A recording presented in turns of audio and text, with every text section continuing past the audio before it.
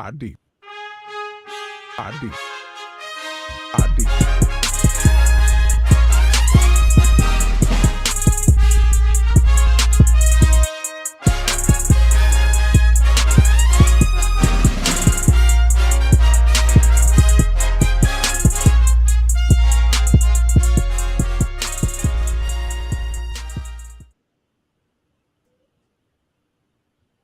All right. We are back. The Pod Deep crew is back in effect. Show one for our new podcast, Pod Deep on Sports. We got the five horsemen in the building. I'm Sid.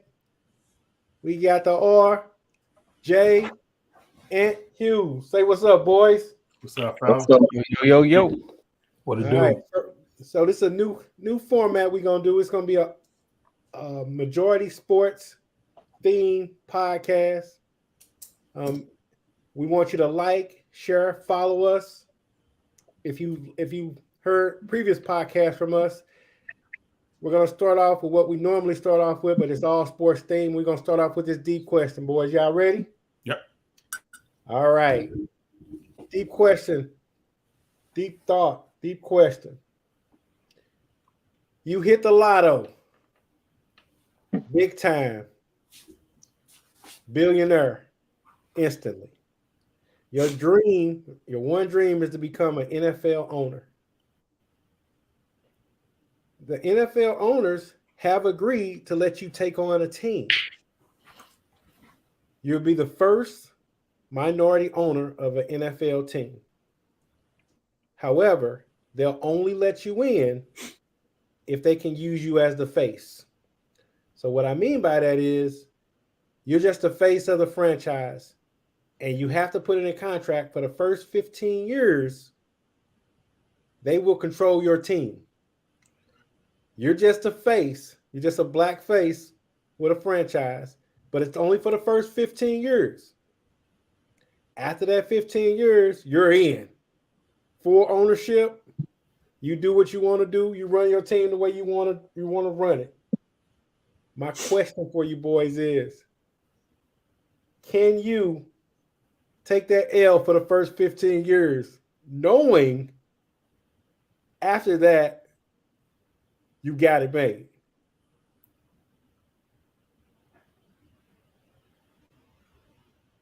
Everybody follow that? So you got to put the money up now. You paying in all of that. You're becoming an NFL owner, but you're just a face right now. That means no personnel decision, no coach hiring. The other owners are doing that behind the scenes while you're just being the face of the team. But there's a 15-year grace that you got to give them to do that. After that, it's all yours. Let me go first. Give you guys a chance to come up with the answer. I say yes. I mean, without knowing what the other alternative would be, like I'm not gonna switch the question up and say, well, I will go buy a baseball team. Just strictly stand with your parameters. I say yes. You you would. I would do it for the first 15 years. All right, what you think? Nah, I wouldn't do it. No, I mean, I don't really have a thought-provoking reason as to why. I just wouldn't do it. Like, no, I'll find something else to do with my money than, have you control my shit and have me just sitting there as a face. Nah, I'm good. Just for 15, or you couldn't do it for the 15, huh? Nah, fuck no. Why I got to do that? Why the other owners didn't have to pay that price? You singling me out, but then you're gonna try to use me at the same time. Okay. What about you, Ant? I'm going to do it willingly and happily. I feel like, because I know in 15 it's mine. So for me, you got to take the sacrifice. I agree with you on it would suck that I got to wait 15 years to make decisions and this, that, and the other. But when 15 years come, you can best believe I'm going to shake it up. So I'll wait that 15 to be a trendsetter. Do you think in that 15 they can ruin your reputation? How can they ruin your rep? You'll just be the face of the organization for 15. Meaning, I guess they'd just be putting your name out there associated. No matter if they losing or winning, hey, I didn't have control. And until I get control, hey, I'm just the face of the organization. Okay, but but nobody knows that. Excuse me. Nobody knows that. Just so what I be thinking is bad coach decision, bad player personnel, all falls in your lap, but nobody really knows what's happening. We working through. I have a PR team. We working through things right now, but I promise you, in the future, things gonna get better. What you think, Hugh? So when you say you the face, do that mean that you have to give interviews on the teams and stuff like that for Yeah. all the shabby decisions being made and stuff Yep. like that? It's like got your it. reputation. So do we have enough money to where we can last in those 15 years? That by year number 15? Money ain't no problem. Okay. Money ain't no problem. Okay. With that being said, I take the hit in 15 years and be coming up with a plan, for the takeover. Because if they are burying my team and I'm the face of it, and I gotta get the fan base back on track, I'm doing what Jerry Jones did.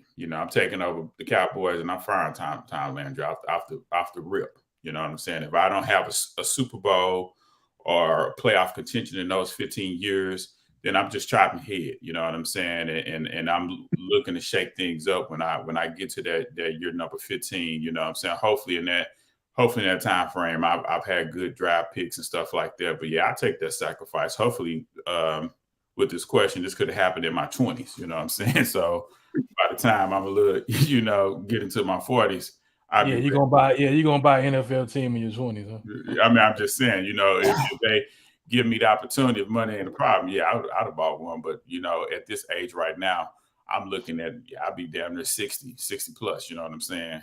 But I'm still doing it. You bring up a great point, Hughes.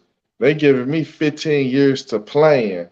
Because when your 15 hit, yeah, we got everybody lined up, ready to go. Yeah, I don't tell nobody, right? But I'm just getting the ducks in a row, evaluating for 15 years. I don't care what they doing. And you build an expertise because the owners, this is what they doing, whether they put my company in a good position or a bad position. I'm watching the moves that they make. You know what I'm saying? I may have a seat at the table, but I don't get a voice. But I'm just watching. I'm watching them run a team, and I'm taking notes. So yeah, I'll do it. So yeah, there's no fear that they'll run your investment into the ground. There is a fear, but you said money isn't a problem. Money ain't a problem. You can get some good draft pick that run it into the ground. We should have good draft picks year after year, but I'm looking for the smartest GM to come help me out. You know what I'm saying? I'm looking for a good team and stuff like that. So yeah, I'm okay with that. It'll be on the job training. If I go right now, I would be expected to turn it around right away. Right. They giving me a 15-year grace to where I can sit. If they leave it as a good team, I'm good. If they leave it as a bad team, I'm good because I'm gonna have assets as far as like draft picks or whatever. So yes, as soon as my year 15, I'm cleaning house. Everybody they're gone. So I guess Rodney Rodney the only one that's saying he gonna go for it. Yeah, y'all pride ain't affected at all. Said it again. Said. So Rod said he's the only one that would be against a 15-year wait. And I'm asking the rest of y'all pride won't be affected at all by that? Not if money not a thing. No, not if money not a thing. And not if I know that's not me making these decisions. They may be publicizing it in the news, and I may be having to take that hit, but I would be like, trust the process. I would come, me and a PR team, come up with something catchy to let that 15 years go by, and then when that 15 years go by, now I gotta have a chance to make change. Yeah, and then for me, I would let y'all know and my family know they got my hands tied behind my back. Well, you can't can't do let that. nobody know. That's the whole can't point. do that. You can't let nobody know. You just got to sit there and take the L. So they could run your team into the ground. Basically, you can get a team that's in 15 years that you've lost your fan base because of some of the decisions that was made, and you can't say nothing about it. Yeah. Okay. Yeah. So your hands are totally. But it could go the other way, and your team can be successful. Yeah. That's true. It can increase in value. That's true. But if they're willing to marginalize you like that for 15 years, why would they do something in your favor? Why would they make the team good to where when 15 years later you take over and everything's smooth sailing? Okay, So let's define who. Let's define who they are. Is that the organization that's running the team? The NFL owners. The NFL. Oh, because they share in the profit. They benefit from your team doing well. Mm-hmm. True. They benefit, but obviously they don't want you there. They do. By them putting this mandate on you, I mean, they don't want you there for real. Yeah, they don't want you there, but in 15 years you there. Yeah. If you could deal with it, you If there. they can do that at that point, then they can marginalize me after that 15 years is up in some other kind of way. So I'm not gonna play that game. Well, that ain't what he said. He said in 15 years you all in. I understand that, but I'm not getting in that game. Mm-hmm. So what's the other option? Just you get this money set and you don't participate in the NFL? No, it was just a dream. It was just a dream. It was just a dream. Your dream was to become an owner, and the way they're gonna let you do it is this way. You got to do it their way because it's their old boys club. Right. So you got to get in, play their game. The whole objective I was thinking is, do you play the game? Do you play the game? Make history, becoming the first Black owner. Take a chance. And for me, guys, I think it's more legacy. I think I would lay it on the line for those 15 years just so I can build a legacy. You know, the key to me was the first Black person to own a team. Mm-hmm. So I think it's some obstacles you got to get through. I got to pave the way. And then after my 15 years is up, like you guys said, I'll probably go ham and I'll just, try to get other like-minded minority individuals in ownership with me. So in power positions. Yeah. You wiping the slate. I'm getting GMs, head coaches. We gonna try to shake some things up. Nah, we getting celebrities involved. I'm building a state-of-the-art stadium in that 15-year period. If what Rodney's saying is true, I'm the worst team. But you could turn around the worst team. We seen you can lose fans, man. You can lose fans, and your fan base can turn against you. Yeah. So it's a lot of things you can go. But I'm with most of you guys. I take that chance. Yeah, I take that chance. All right, guys. Deep thought sports question of the week. All right. Moving on to our next topic. Along those same lines, you can own any professional sports team in any league. Anyone, any major league. I want to know which one and why. Who got a thought on that? Ryan, let's start with you. Man, I don't really have one. I mean, any NFL team, would be the best answer because, like, even though it's not a global sport, it's kind of, regulated to America. The top, valuable franchises are football teams. I looked at the list. Real Madrid, they came in at like number 13, but everything above that was football NFL teams or a couple of basketball teams. So any Well, I guess you can't say any NFL team because you don't want to own the Jaguars or no shit like that. But Cowboys, Patriots, Giants, Rams, any one of them, and you in a good spot. All right, that's what's up. Squeak, you got something on that one? Yeah, let me be the owner of the New York Yankees. Okay. Just Why? It's legacy. Their name ring bell up there with the Dallas Cowboys. You know what I'm saying? And that's a baseball team. You know what I'm saying? Longer season, bigger pay, high profile. You get the high profile athletes. You know what I'm saying? You could just do more things with that particular brand. It's a brand. You know what I'm saying? So yeah, if I had a chance to pick between them and the football team, I'm gonna go with the baseball team. Okay. Jay, what you got? I'm going New York Knicks. Plan A because James Dolan. I know a lot of people hate him right now, but I was reading he owns Madison Square Garden, Hulu Theater, owns some other, I think the Beacon Theater, some other theater. So he has a little corner of the world that he's controlling, or the Cowboys because their dumbass fans will support them no matter what. Whatever, they just keep coming back. Whatever.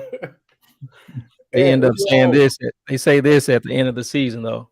Yeah, it was one of the worst performances I've seen in my life.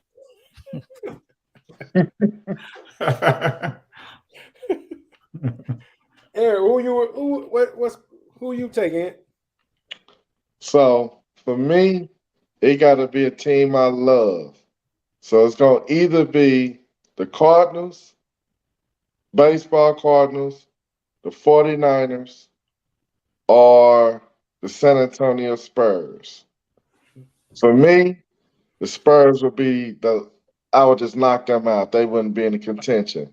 It's between the 49ers and the Cardinals, and I ain't gonna lie, the Cardinals would probably be the team that I would.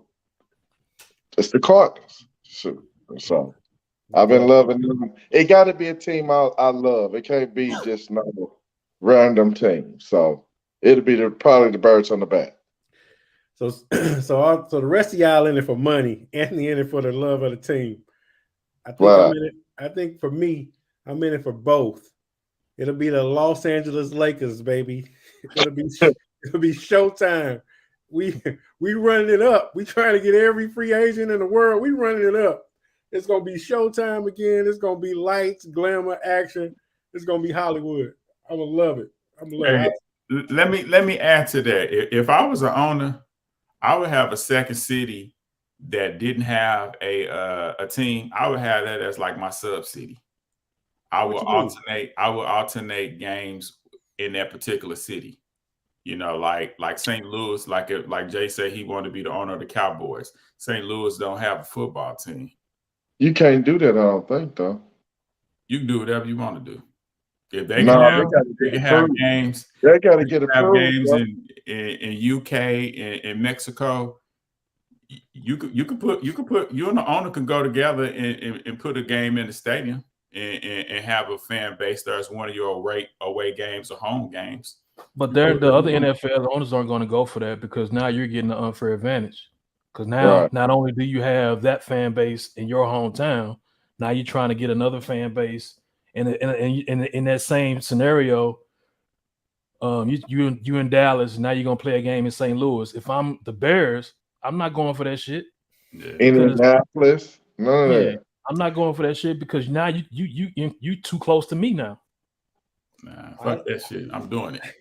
You can't do it. That's the thing about it. I don't think your fans going for it. I don't think your fans. Yeah, I think they may hate me. They may hate me, but I'm doing what I'm doing. Shit, I'm doing what I'm doing. You're saying that one game, some other cities. I'm doing what I'm doing. You saying that one game they be playing in London? That's what you take a game a year out of Dallas and play it in St. Louis. Yeah, but you can't do that without approval. You just can't up and say you're going to play a game wherever. Right. You got to get you got to be on board. But they'll tell you when you play a game away from your stadium, you know you're taking you're taking away one of your home games. No doubt. Missing your own revenue. So you'll be taking away your own. You killing your own fans.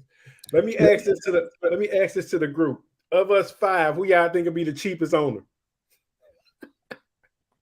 Hughes. Jared. Hughes. Nigga, you ain't Moving paying games nobody around. Nobody getting a max contract with Jared.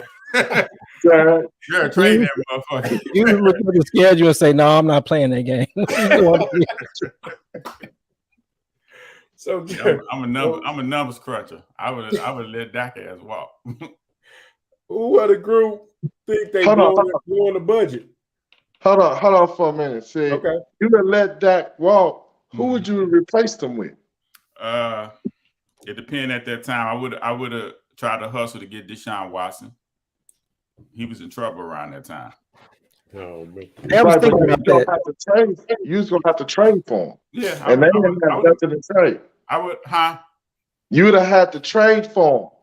I would have tried to make that trade for Dak for They Deshaun. don't have it.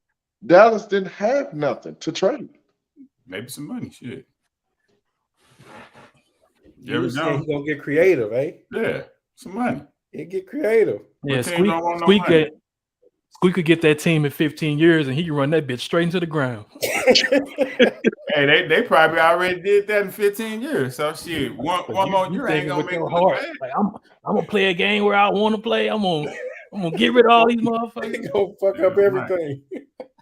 Right. My fan base ain't gonna be mad at me. Oh god. No, man. I just think when people say they wouldn't have paid Dak because of his performance, at the time the quarterback market sucked. It sucks. Dallas was left with Baker Mayfield, Stratford, or Garoppolo. Or you pay Dak.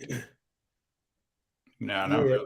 They had to do it. You're right, Ant. They had to do it. I mean, They had no choice. they had to pay him. So what we've seen recently is that whoever's the next man up, they get paid, regardless of the scenario. Regardless if you don't think they deserve it.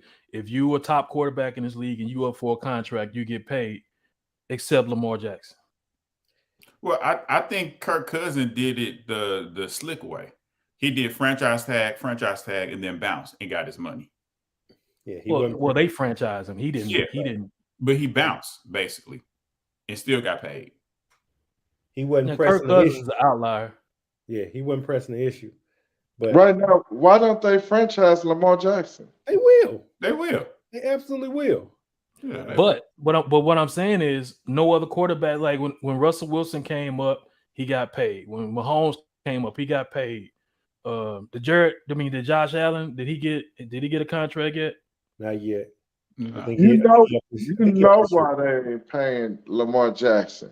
If you're an owner and you strictly business, his shelf life is short.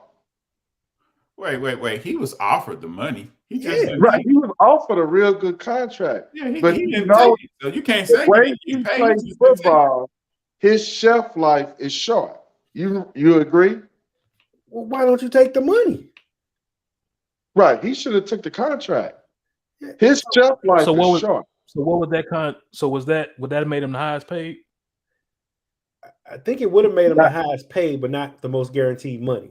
Right, because you got Deshaun Watson getting that. Right. Where's the shine? He just messed up the curve for everybody. He did. Yeah, he blew it away. He messed everything up. Everybody trying to get what he got. But if I'm So him, Lamar- I would not take that. So Lamar would have, if he would have accepted whatever, I forget, I don't remember what the numbers were, but if he had accepted it, then he would have been the highest paid quarterback in the league. Yes. It just wouldn't have been all guaranteed like he wanted.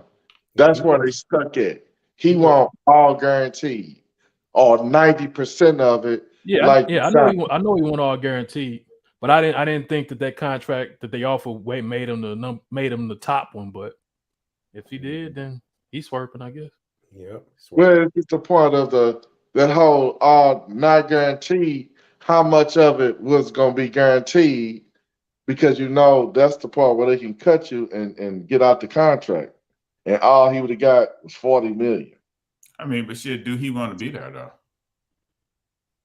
He need to be there. Then that's the spot where he gonna be most successful. He better look at Russell Wilson.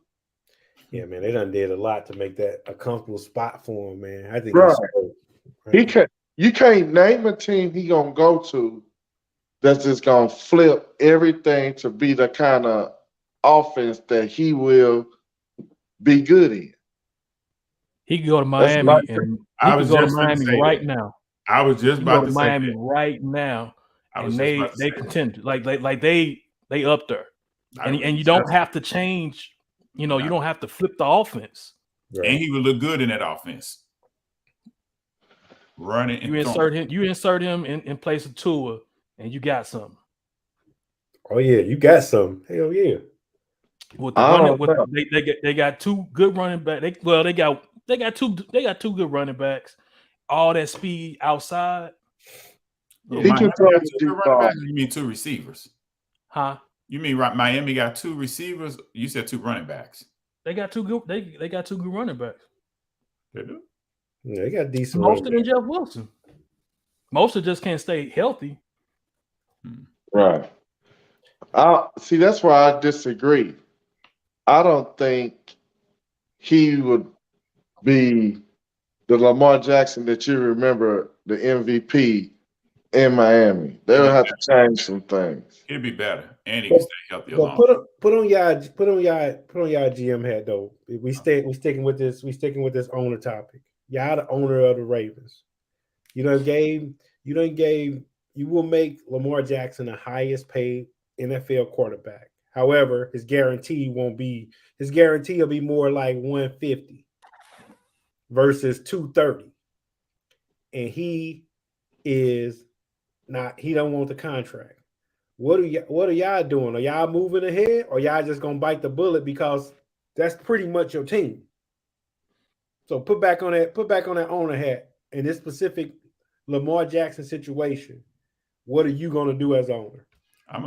We're gonna have to have a weekend, man. I'm gonna ask him what he needs besides the money. Do you need additional pieces to the puzzle? What you need?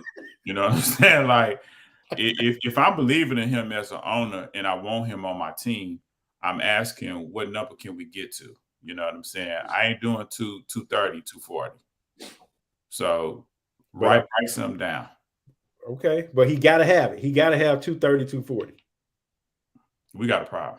Okay. So for me, I answer that question either because I believe I'm being fair with this offer. Either you take it or you retire. Because you ain't going nowhere. Because I don't think I can get the value. Somebody gonna have to pay me what I believe he's worth for. So and I don't think I'm getting it. You don't think you can trade him and get what you want? It's gonna be it's gonna be like the number one pick and then some. So you not signing him? I'm not paying the extra money because I think he's a risk by the way he played football, which makes him the MVP them years, which makes him dynamic, but he's also a risk. I believe my offer is fair.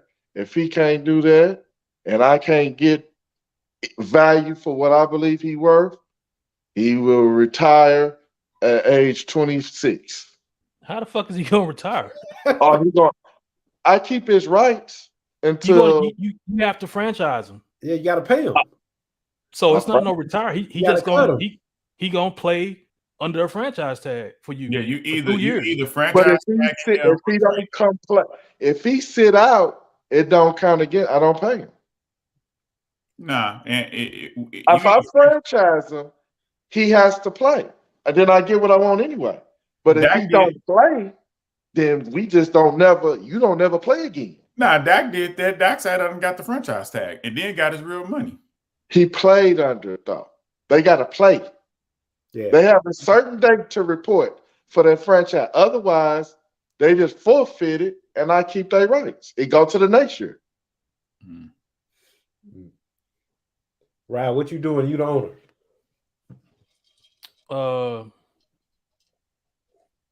Rob Payne. No, because you can't make a decision based off of somebody else's bad decision. So this is all based off of what Cleveland did. So I can't do that. I can't give him that based off of what Cleveland did. So, we're gonna have to work something out. And if we can't, then we'll just go down that route of franchising or trying to get what I can for him. So you'll take what you can? Yeah. I mean, I'm not gonna take 5th and 6th round picks. I'm gonna try to get up to you with a 1st and a 3rd. Okay. Who? Well, come on, man. Still better than that. So what you going? You want 5 1st round picks or something? Man, first of all, that first gonna have to be the 1st pick. And then it's gonna have to be another 1st the following year and a 2nd. For me to even think about I think he's from the MVP at the age of 24, 25. He a dynamic quarterback. You say he top 5, right? He top 5 when healthy. No. Used to be. No. He's not top 5. When healthy, he ain't top 5? Top 10. No. Name the 5 better.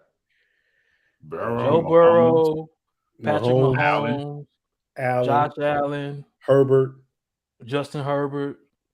The kid from Philly is better now. Hurst. Come on, man. Better. Lamar Jackson? Yeah. When healthy. I ain't talking about the injured one. Like when he was MVP. Herbert is better, right? I mean, Herbert is better. Allen is better. Burrow is better. Mahomes is better. Jalen is right there with him. They're the same kind of quarterback. I think he's better than Hurts. He's a better version of what Hurts is. Well, nah, he got a better defense and still haven't went to a championship conference game. No, I'm just trying to say who the 5 better. I think Deshaun Watson is better when he's right. He was better before he's better before he got hurt. Right Deshaun now, Watson is better. Yeah, I don't know about that one now. Yeah, I think before he got hurt, Deshaun Watson's better. I mean, before he set out, he was better. Before, but we talking about like right now though. Right now, Lamar Jackson is hurt. What I'm just saying, he come back fully healthy next year. And if Deshaun gets a full off season with the Browns, he'll be better. So basically, guys saying if he ain't top 5, he right at the number 5 spot. You can swap him with him, Jalen Hurts, or Deshaun. You struggling with Deshaun, but that's about it. Ain't nobody else even on the ain't coming close. No, but no one's trying to say he's middle of the pack. You're just saying he's not top 5. So he's 7, 8, 6. And he's offense dependent. He's not like he can't go to another team and replicate that success. Justin Herbert, I can put him on any team in the NFL and replicate success. Lamar Jackson has a very specific skill set. That's how he works. Yeah, but if you surround him with better talent, can he do something? Can he just not rely on the running as much? Yeah, you put Lamar Odom, not Lamar Odom. You put Lamar Jackson in Miami and you put him in Buffalo. I think he could be successful because what he's been missing on the offensive side is receivers and tight ends. But here's the thing: when now he takes his contract, he gets himself out of that. He cannot go to Miami and make that kind of money. He cannot go to Buffalo and make that kind of money. You know the best spot for him? Chicago. The Saints. Or the Saints. Yeah, something like that. He can't. The Saints don't. Saints can't. So my answer to the question, and to get back on court, hell no. You gone, man. I'm gonna get rid of him. I can't pay you. I'm gonna crash my team. You're just gonna crash your team. I got a team that's built for you. If you take a fair offer, a more than fair offer, and let's run this thing, or you want me to give you all this crazy money on a team that I built for you? No, man, you ungrateful. Man. So let's flip it. So can I flip it? Yeah. So that was the owner perspective. So from a player perspective, are you taking what they give you so you can be team friendly? You know, are you saying, oh, you know what? Don't give me 45 million, just give me 30 so we can get some other players. Are you taking that stance also? I wouldn't at Lamar. I wouldn't if I was Lamar. I would take top of the line money, which he was offered, and run with it. I ain't go like you said. Deshaun messed up the curve, but you got to be realistic. Cleveland messed up the curve, not Deshaun. Cleveland messed up the curve. Right. Cleveland, you're right, Squeak. Cleveland messed up the curve. But I understand that. I mean, you don't take less, but you take market value and keep it moving. There is a condition where you take less.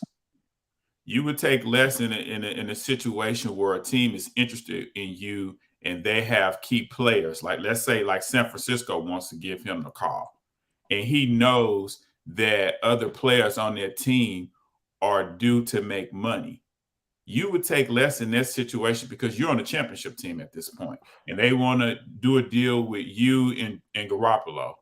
Now it's not all about getting this guaranteed money. Just take care of me at a certain level and make sure that you keep a couple of players and add a little bit more. I'm gonna be happy with that. But if I'm staying in Baltimore, you're gonna run me what I need, because I'm not taking no L's for that. But I would in a certain situation. I got you, man. Last thing on this, you guys see the Ravens are willing to spend money. They just gave the linebacker $100 million contract. I mean, that's a slap in the face. No, it ain't, man. It's like, no, this dude's like, oh, I'm gonna take top of the market money for my position. I don't want 160 million. I don't want 80 of a guarantee. Give me my fair market value and let's keep it moving. Because I kind of think about the Cowboys situation. They took care of everybody and made Dak last, right? But then when they paid Dak, it damn near hurt the team. So it's like, do you get the pieces to the puzzle and you keep your quarterback on this rookie contract, lock up everything, then you pay your quarterback. But if you don't, your quarterback gonna walk. That's what I was trying to tell you. Dallas didn't have no choice. They had to pay him. Jerry Jones was trying to find another way. He couldn't. He was like, his team is close to a Super Bowl, and they got to pay the quarterback. You know, you have to pay the quarterback. They was never close to no Super Bowl. That was all in his mind. No. No damn Super Bowl. When I say they was close, when they had all the talent, not this year, last year, they felt they was close. They had all the pieces. It's like going outside. I always feel they're close. They was never close. Yeah. They never had the best. They never had the best defense. They never had the best offense. They felt like they had the best pieces, and then Dak wanted the money, so I think they was like, well, we about to get rid of all of your weapons. I mean, because we can't pay you and them. Jay, last word on this. You gonna pay Lamar or not? Jay Payne. I think at a certain point we have to start talking about the business part of it. This is, it's a business more than a sport. So you pay Lamar based on whether or not your team is successful business wise, like ticket sales and merch. Ticket sales, merch, or people coming to the games, tuning into the games. That's what determines if you pay Lamar. That's how I see it more than winning. Like, you can win every championship, but if you're not selling tickets, it doesn't matter. So if they're selling tickets, to sum this up, if they're selling tickets, selling jerseys, then yeah, you pay them, and they have a chance to win, a Super Bowl. Then yeah, you go ahead and pay them. But they not really though, because they won't be able to field a team around him if they pay him. I got one question. Though, that goes back to separating the sport from the business. If the business is successful as is, not even winning, Super Bowl, not going deep in the playoffs, then you pay them. Do you all think that Lamar's in this situation because he doesn't have an agent, or do you think that Yeah. I don't need no agent, I can do this on my own? Do you think having an agent get this handled? Yep. Yes. I An agree. agent would have told him, you out your rabbit mind thinking you about to get a guaranteed contract like Deshaun Watson. That's not gonna happen again. The owners ain't gonna let that happen again. They all against that. They hate their contract. This is the best. Agent would say, this is the best contract you're gonna get. You can sign this. You're not getting no more. Is it a risk betting on himself like he's doing? He not even betting on himself. They're not gonna pay him that. Yeah, I think if they would, I think if they were willing to pay him, they would have did it. But I just think they won't. So, all right, gents. Moving on to the next topic. That was a good discussion on ownership, NFL. All right, sports commentators. So I think we've all had conversations about this, about who we like to listen to, who does good as far as points of views. Who we're interested in listening to on the TV, radio, and all platforms. But there's three that stand out to me, main media guys that are really interesting, that bring a lot to the table, and they say smart things. Shannon Sharp, Stephen A. Smith, and Charles Barkley. I want you guys to, and if there's somebody else you can throw in there, go ahead. But I want y'all to rank them on what we all think is the best. Why? Just rank them. Give your feelings on who you listen to, why you listen to them, and who you think the best of that grouping. For me, I go first. To me, Jalen Rose is number one. Oh, I love his perspective. I love his down to earth mindset that he has and how he articulates what the issue is. I love that he has the history, the fill in the gaps. And then I have Shannon Sharp as my second uno. Stephen A. Smith has times, but he gets spicy with it from time to time. Charles Barkley can be miss, then he'll come with a hit.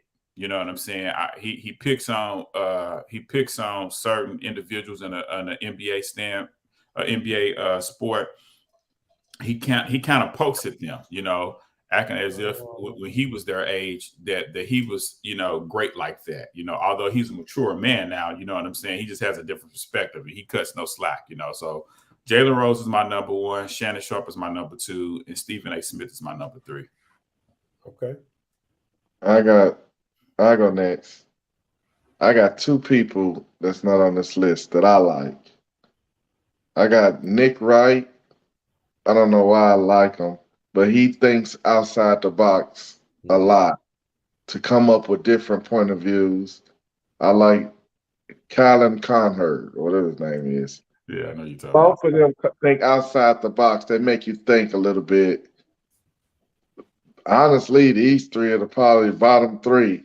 I don't know which three. I don't want to hear Shannon. I don't want to hear Stephen A. And Barkley is okay. I thought he was better in years past, but the current Barkley, it's all of them. I'd rather hear Draymond Green podcast than any of them three. So, oh wow, I don't have none of them three on my list. Nice. All right, Jared, what about you? I thought we only could pick, from the three people on the screen, but when you said Jalen Rose, man, I have to second that. You can, I trust what he says. I think he's not lying when he says something. I believe he's genuine and sincere. So yeah, I like Jalen Rose, and he is really articulate. He gets straight to the point and just seems very honest. So yeah, I like Jalen Rose when I see him commentating. All right. Right. You got any thoughts on this topic? Yeah, this Laker Boston game, it's crazy, man. The ending, but Who won? I mean, it's tied up 105 with 4 seconds left. I see.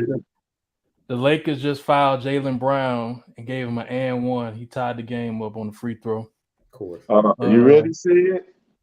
Of course. Yep. Okay. Yep. Boston. All right. So the Lakers got the ball 4.1 seconds. So they got a shot. Okay. Them jokers gonna not find a way to lose. So I didn't look at any other sportscast or think of any other sportscasters. I was just looking at the three, and I was gonna rank them. So,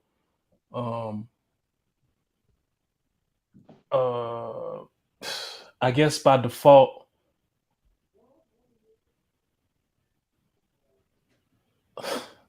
LeBron missed the layup at the rim. I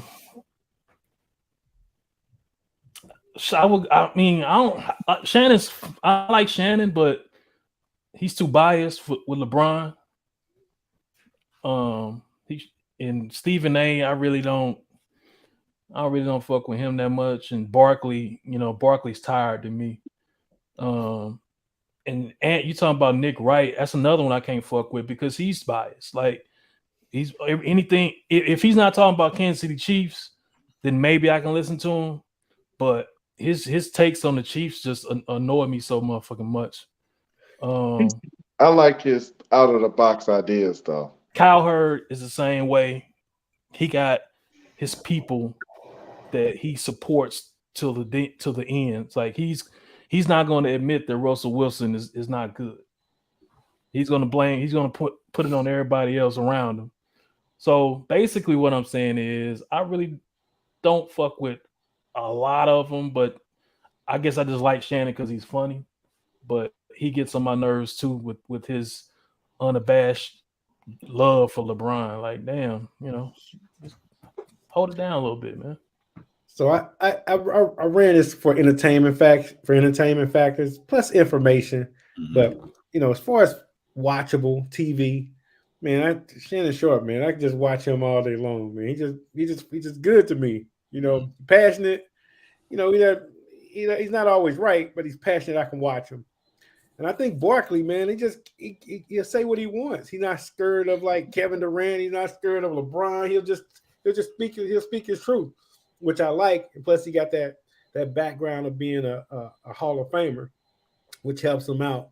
Stephen A, man, I can't with him, man. Yeah. To be fair, I don't even watch ESPN. Like y'all talk about Jalen Rose, and I can't even think of the last time I actually sat down and listened to him because I don't really watch. Like just like with First Take, I don't fuck with Stephen A at all. So that kind of bleeds over into the rest of their sportscasters. I don't really fuck with. But you know something? I'm going to be honest. I feel the same way about Stephen A. But I'm going to get his book though.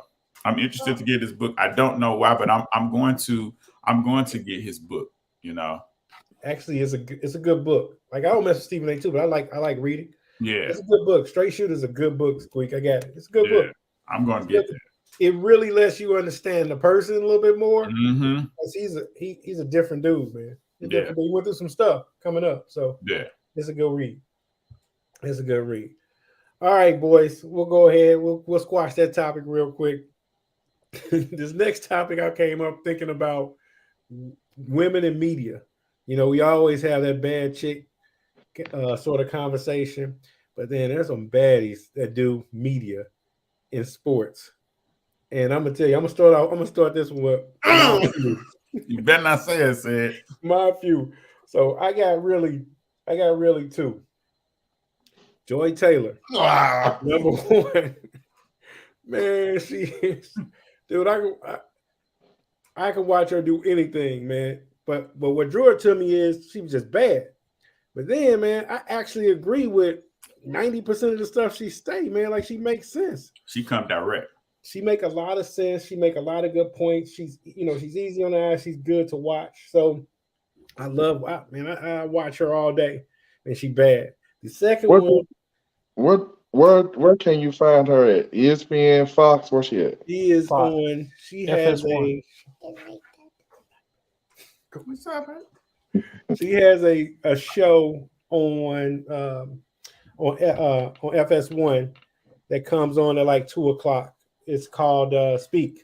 But I can't watch that because of that clown Acho. Manuel Man. Acho. I know. Oh my I God. can't watch it. He did not used to be like that. He did not used to be like that. I agree. Clown. You're a I clown. never liked him. Oh, he is a super clown. But she's good to watch. And then I like Elle Duncan. I think she bad. Elle Duncan does a Sports Center in the middle of at 6 o'clock Sports Center. That 4 or 5 o'clock Sports Center. Yeah, she got this part called Taking the L. I think she's super pretty and she's super smart. Mhm. So those are two baddest chicks in sports media, I think. Mhm. Go ahead, Squeak. So I had Joy Taylor and I had Jamila Hill. I besides the beauty, I like the how they articulate their point of view.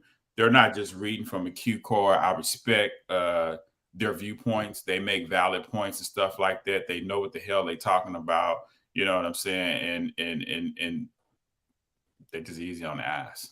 Mm-hmm. You know? Jamel Hill? Jamel Hill? Yes. Yeah, to me, yes. I thought I was gonna be the only one swerving. That's a tough one. I like her. I think she's beautiful. She has a beautiful smile. You know, I love her personality. She never comes off mean or rude or anything like that. You know, like her tone. Yeah, I like her. Really? Yeah, that's shocking to me. Yeah, I respect. I can respect her journalism for sure. But bad, nah, can't go there. Yeah. J Rock, who you got? Aaron Andrews, strictly because somebody was willing to go to jail to see her naked, stalk her in drill holes and peepholes and hotel doors. Aaron Andrews, and she didn't let it stop her. She bounced back. She got her settlement money, bounced back, and kept going. Also, want to add, if you guys, I'm not familiar with all these women you're naming, but I bet if you saw them without their makeup, they probably look like somebody at your local grocery store. I don't know about that, Joy. There might be part of it, but hey, we see them with makeup, so.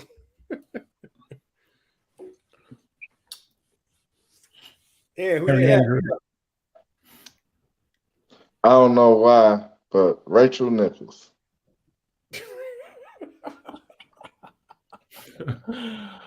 Rachel Nichols. All right. I like what I like. Hey, but that's good though, man. Everybody got their own taste. Their own flavor. You had Jamel Hill, and you got Rachel Nichols. That's what's up. I guess really, I don't really see all these other ones that y'all talking about. If I ain't never seen them, so it ain't that I don't really have a big list. Rachel Nichols is the one I see probably the most. So, all right. All right. Before I go, like I like Candace Parker. I think she's cute. I think she's very knowledgeable of the game, but she's just too fucking tall. So that takes away everything for me when I see her. She's just too fucking tall, too tall and lanky. Maria Taylor, she's good, but same thing with her. She's just too fucking lanky. So I got a thing against tall women.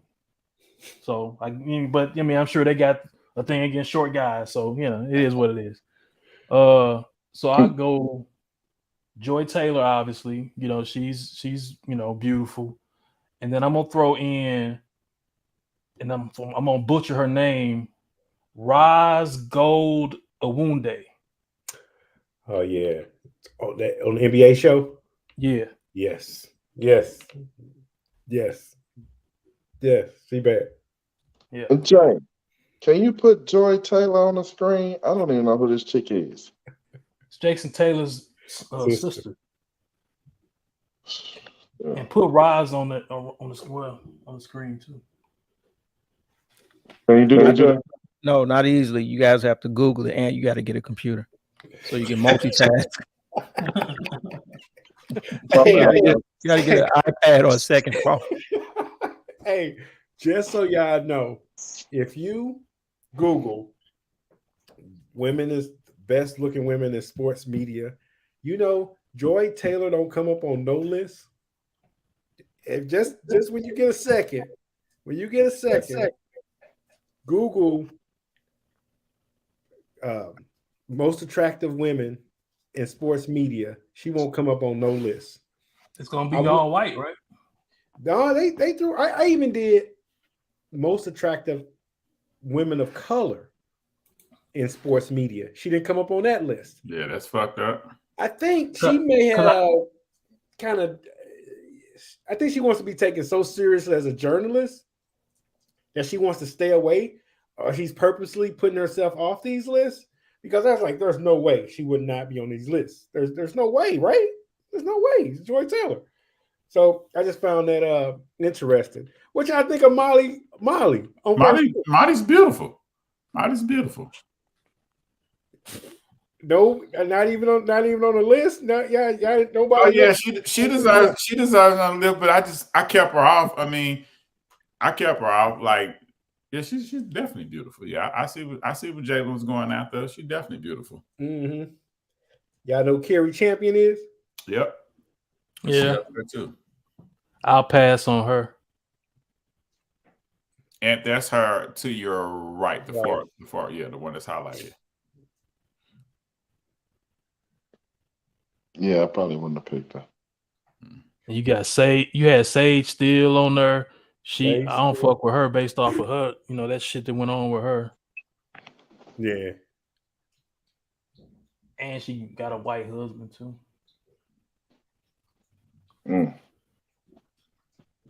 Type in or this is very attractive and stuff. Say who? I say everybody on the list is very attractive. Yeah. Yeah. Women.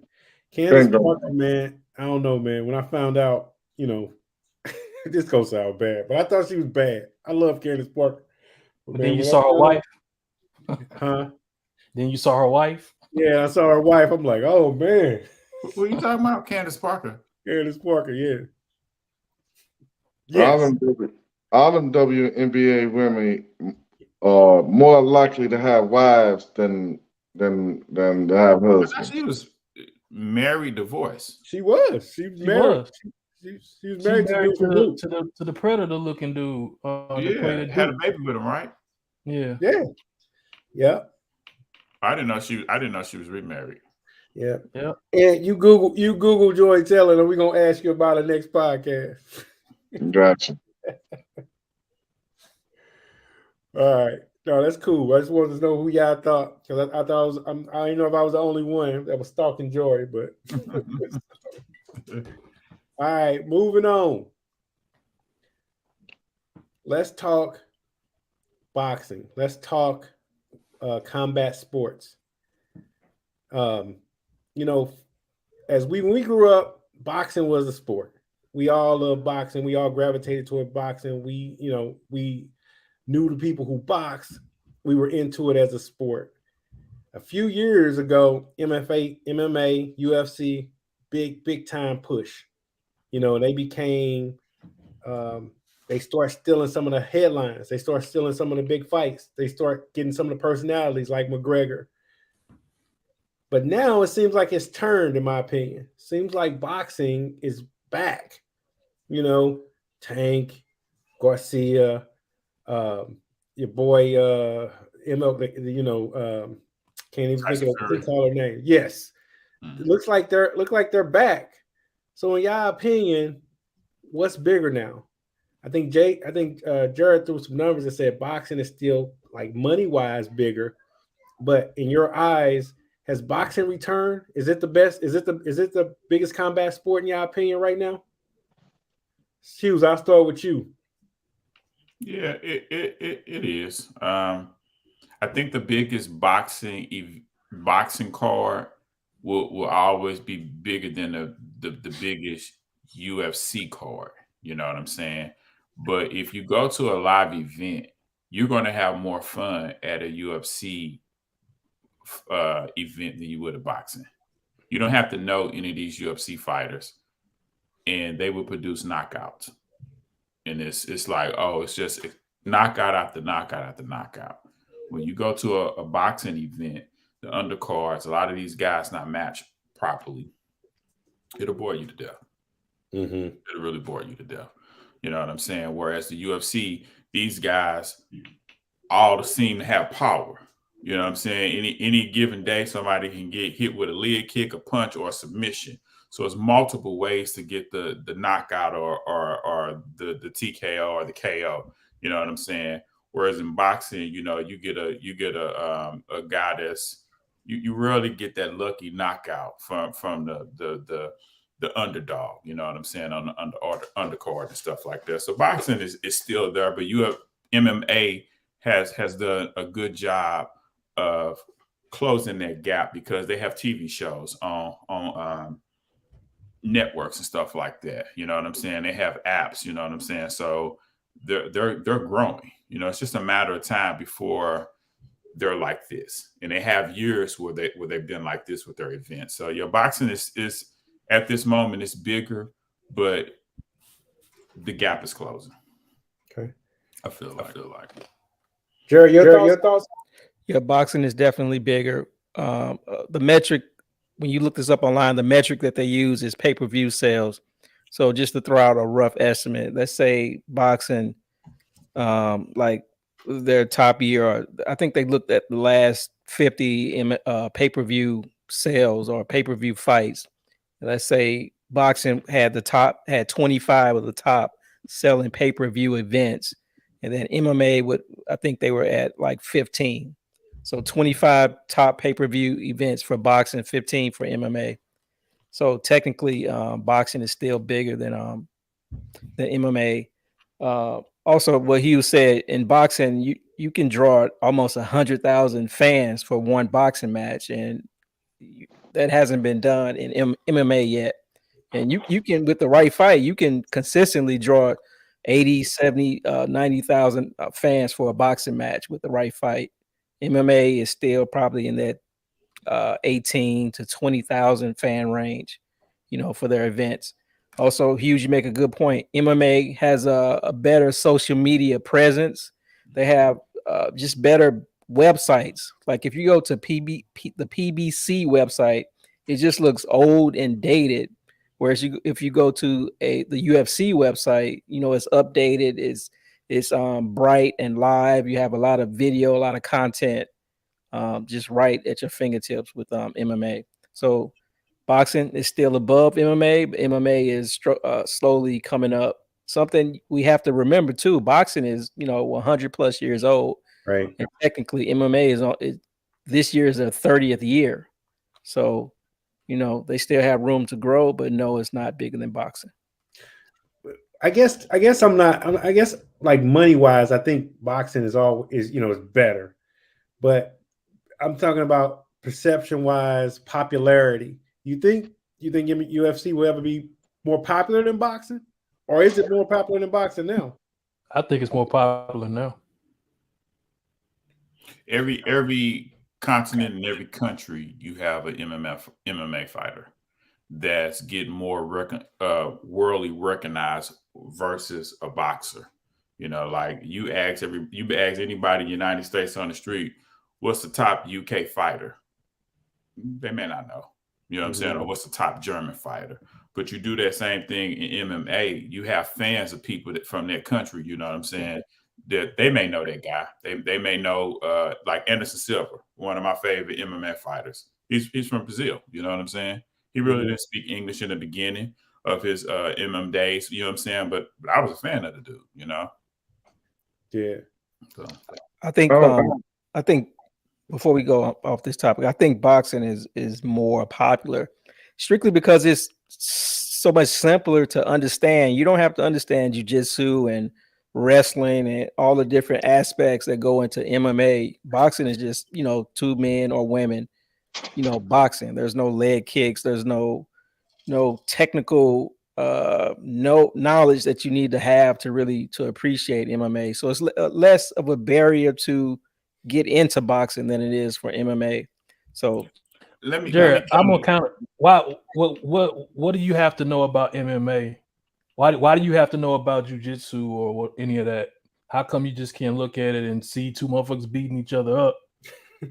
because one of the knocks, Because I say that because I'm not an MMA fan, but I don't think it's because I don't understand jujitsu or one of it's the too knocks, complicated. one of the knocks MMA takes or has taken is when it goes to the ground, people get They get don't know. yeah, they don't know what's going on. They don't know if somebody's trying to sink a choke in or get a leg lock. So that part of the game turns a lot of people off to MMA. So that's the technical part of it that you kind of have to be into. But it's not action, so you need steady action. You know. That is action. See, that's it's what I'm actually, talking about. That is action, and that's where if you're not into that technical part of it, you'll say there's not action. But somebody on the ground, they're thinking like 2-3 steps ahead, trying to get you to make a mistake and choke you out, or trying to grab your leg or your arm, and it doesn't look like action, and that is what I'm saying. Can turn off, a lot of people.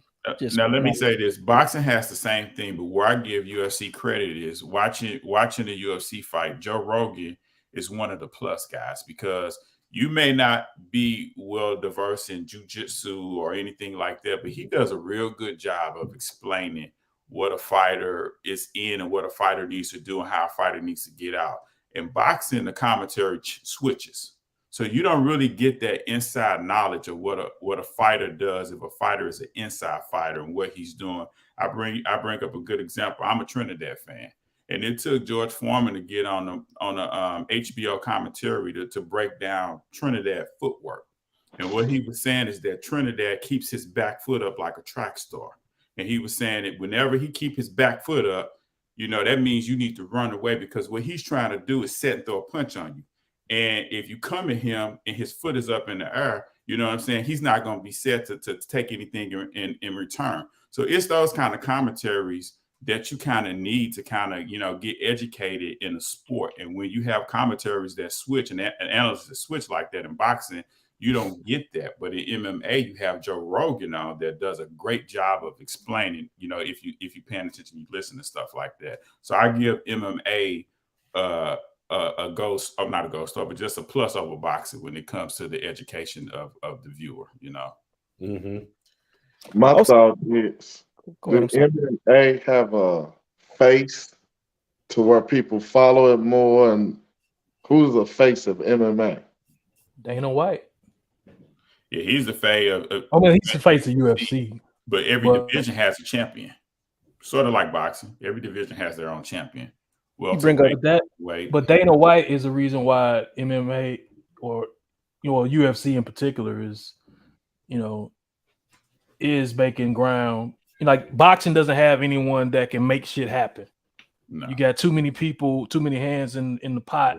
Yes. Who can keep fighters from getting in the ring, when they need to. Exactly. As opposed to 4 or 5 years after the fact. Exactly. Jared, you was say something? He's talking about Al Heyman. Hey, you all just brought up a good point. When you look into this, they all mention that boxing has too many champions. So they have 4 major sanctioning bodies. It's more than 4. It's 4 majors, but it's probably another 12. It's probably 12 sanctioning bodies in boxing.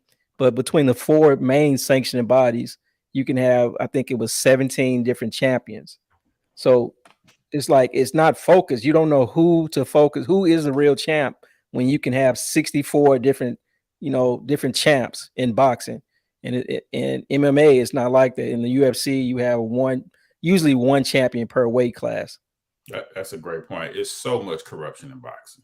Yes. It won't get cleaned up because they don't have a government body. But to be fair, there's always been corruption in boxing. Yeah. So it's nothing. That's nothing new. But like it's when the mob was involved, back in the day, it was corrupt. Right. Yeah, but nothing's changed. Nothing's changing. Like even with the Muhammad Ali Act, that's good, but it's still now you getting the sanctioning bodies are more corrupt. You got to if they have a certain champion that they don't want to fight somebody, they elevate somebody to not a franchise champion. You know what I'm saying? And just make sure he doesn't have to fight his mandatories. So it's so much corruption in boxing. I just don't think like boxing got people either you love to see or want to see get knocked out, like Mayweather and stuff like that. I don't know if UFC got that. They don't got a boxer out there kind of like stirring the pot, making you want to tune in and see. Yeah, they do. Just to fight. They do. They definitely had that. It Hey, depends on what you're Conor looking for. McGregor was that person for forever. Yeah. McGregor was, but like right now, who's the guy?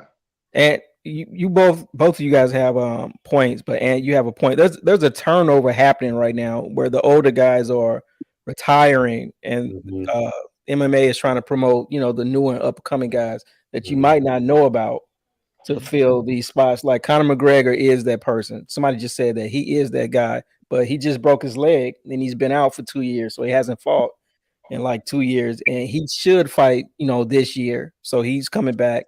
John Jones has been sitting out. He was the face.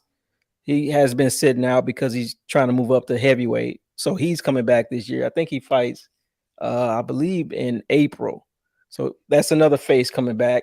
You have Israel Adesanya. He just lost, but he should be coming back this year. Usman lost. He is coming back this year. But you make a good point. There's a turnover happening. I think that's mainly why I've been looking towards boxing. The people I knew ain't fighting no more. John McGregor and John. I can't even remember the last time I seen John Jones fight.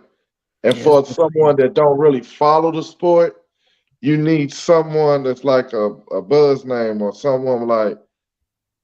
I would pay to see a John Jones fight, and I ain't an MMA guy. But that's the one person I would pay to see. Everybody else. So that's the point, Jared. I was trying to get across with this topic. It seems like, and I think you just hit the nail on the head. Those big personalities are fading away as they're trying to introduce these new young fighters, which are some good UFC fighters. But there was a time when the UFC was getting big publicity, and you was rushing out.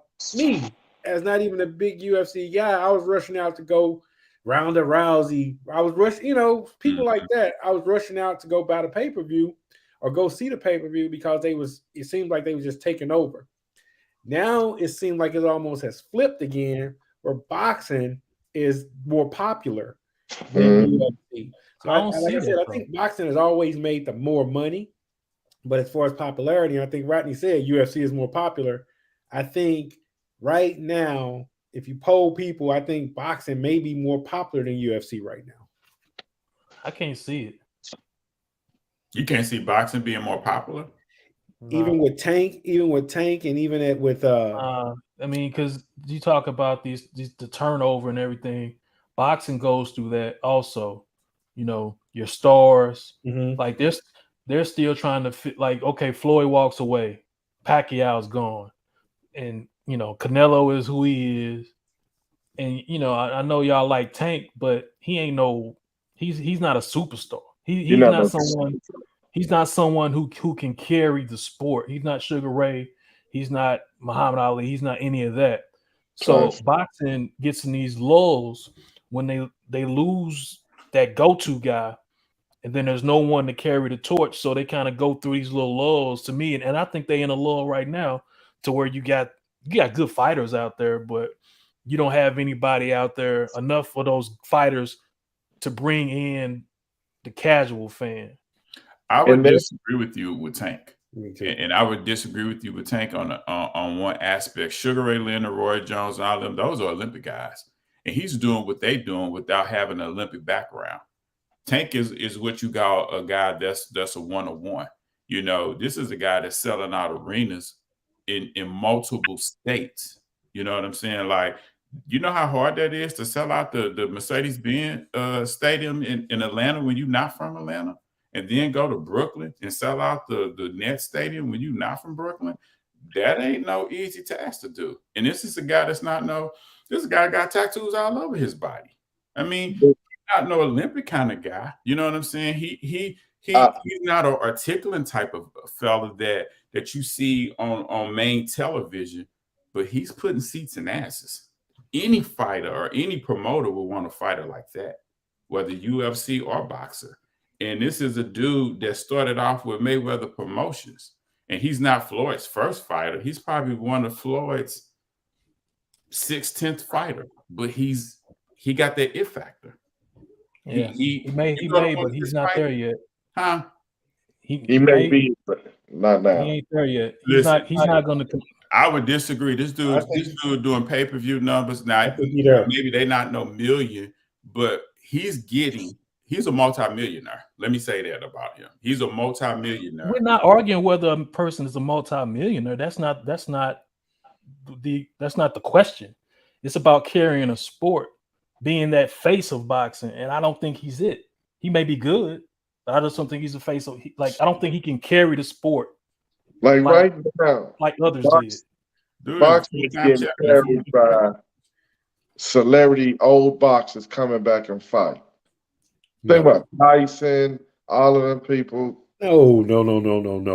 You got boxers right now that are doing great with the sport. You got Wilder, you got Gypsy King, you got Earl, you got Spence, you got Canelo, you got Javante, you got Ryan Davis. There are some fighters out there. They're more popular than ever. No, I mean we can agree to disagree. I don't think it is. And see, because you're always going to have those names that's going to pull people in to watch. Mm-hmm. You know, those are your Tyson Fury, those are your Deontay Wilders. You're always going to have people like that'll pull in. But once they're not fighting, it's like, what we doing? See, both sports sell out Vegas. MMA can go, UFC can come to Vegas and sell that out. The top boxer can go to Las Vegas and sell it out. They can both go to Madison Square Garden and sell those arena out. Where boxing has an advantage is they'll get a good fighter from a region and sell that out. UFC has a hard time with that. They have a hard time selling out. Like Tyron Woodley was a fighter from St. Louis that never had a hometown pay-per-view show in his hometown. You know what I'm saying? But he had one in Dallas. He had a showcase in Dallas. It didn't sell out, but he was a champion for all these years. Mm-hmm. What'd you say to that, Jared? Okay, if you are to believe what the UFC said, they sold out every show they did last year, pay-per-view and regular TV show, all sold out every show last year. Some people doubt it, but every press conference they said it was a sellout. So they're selling out arenas, wherever they go. Right. I believe that. Going back to boxing being bigger than MMA, De La Hoya is saying Tank versus Garcia probably could do 2.5 million pay-per-view buys. I don't know if that's probably high, based on it being De La Hoya. But if they do just 1 million pay-per-view buys, MMA or the UFC, they haven't had a $1 million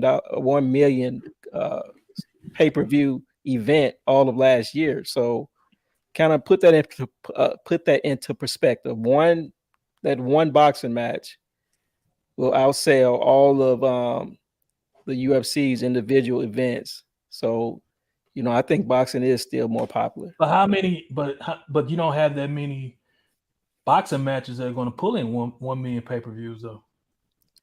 Yeah, but you have to look at. Let's say that one does 1 million, and then Tank's other fight, let's say he did 800, and then Spence, let's say he does 700,000. Once you add all those up, and you can't dispute the math. Boxing did 25 of the top pay-per-view selling events, and MMA or the UFC did 15. So they're selling more pay-per-views. But so on that same token, Jared, you using like the some of the biggest names in boxing for that example. Like say if you use the big names in MMA or the big names in UFC, or even this rematch coming up with Adesanya, the guy that beat him twice. Mm-hmm. That might pull just because of people wanting to see it. But I want to go around and ask everybody in their opinion, which is more popular to you, boxing or MMA? Like to you, which one is better? Boxing. Still Boxing. boxing for you, Hughes? Yeah, boxing. For me, I like both. So I wouldn't pick one. I'm into both.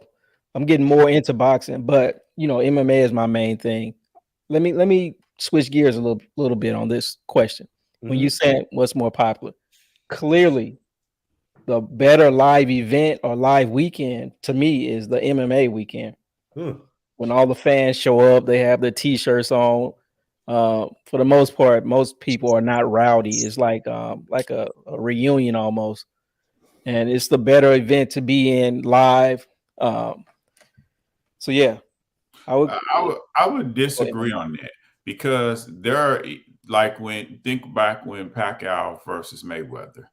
Dana White didn't want to go head up with that, but he has went head up with Floyd on several cards. He never won, but his thing was to try to pull from Mayweather. You know what I'm saying? But you get a Canelo versus whoever, Earl Spence. I don't think an MMA card can beat that matchup.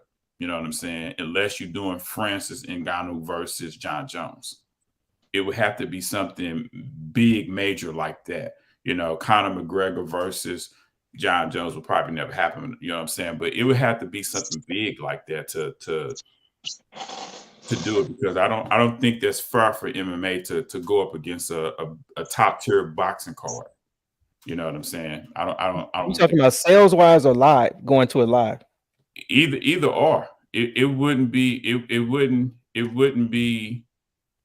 to their favor to do it. The boxing event is going to do double what they're trying to put out, and you can hurt your event. Just do it the following week, like what Dana White was really doing. You don't have to go. You don't have to go at them. Just let them make their money. Then you come back and make your money.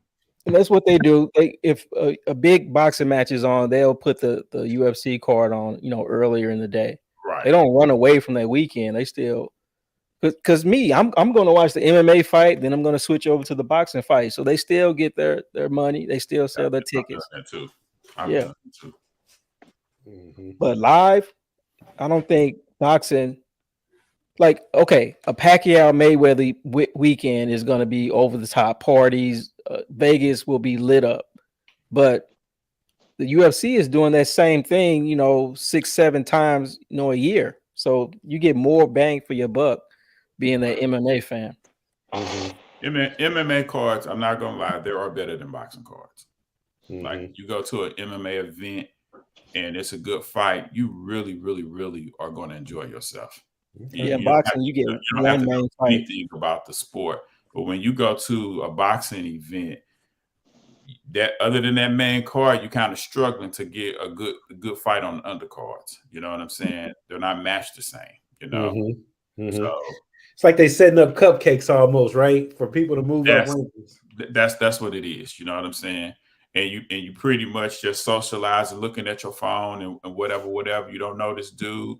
You don't know these two guys in the ring. But MMA, you have the same feeling of you don't know these two guys, but here comes a knockout, here comes a submission, and that gets your attention. You know what I'm saying? You don't know these guys, but it's entertaining. The one thing I can appreciate by UFC and MMA is that the transparency of everything. Like, you see where people are ranked. They show you where they rank. They fight and rank. They try to put ranked opponents together. They make you fight ranked opponents. So there's always that transparency versus boxing is just, crapshoot. They don't want they ducking people. It's too many hands in the pot. There's too much confusion up at top to get the fights to fight. So, but for me, I think I'm a bigger UFC fan now than I am a boxing fan. Rodney, what you think? Which one you lean to the most? Boxing. Okay. But I still think UFC is more popular right now. Okay. All right. But I'm gonna always be a boxing fan. Sweet science. I'm boxing too for the reasons Jared said.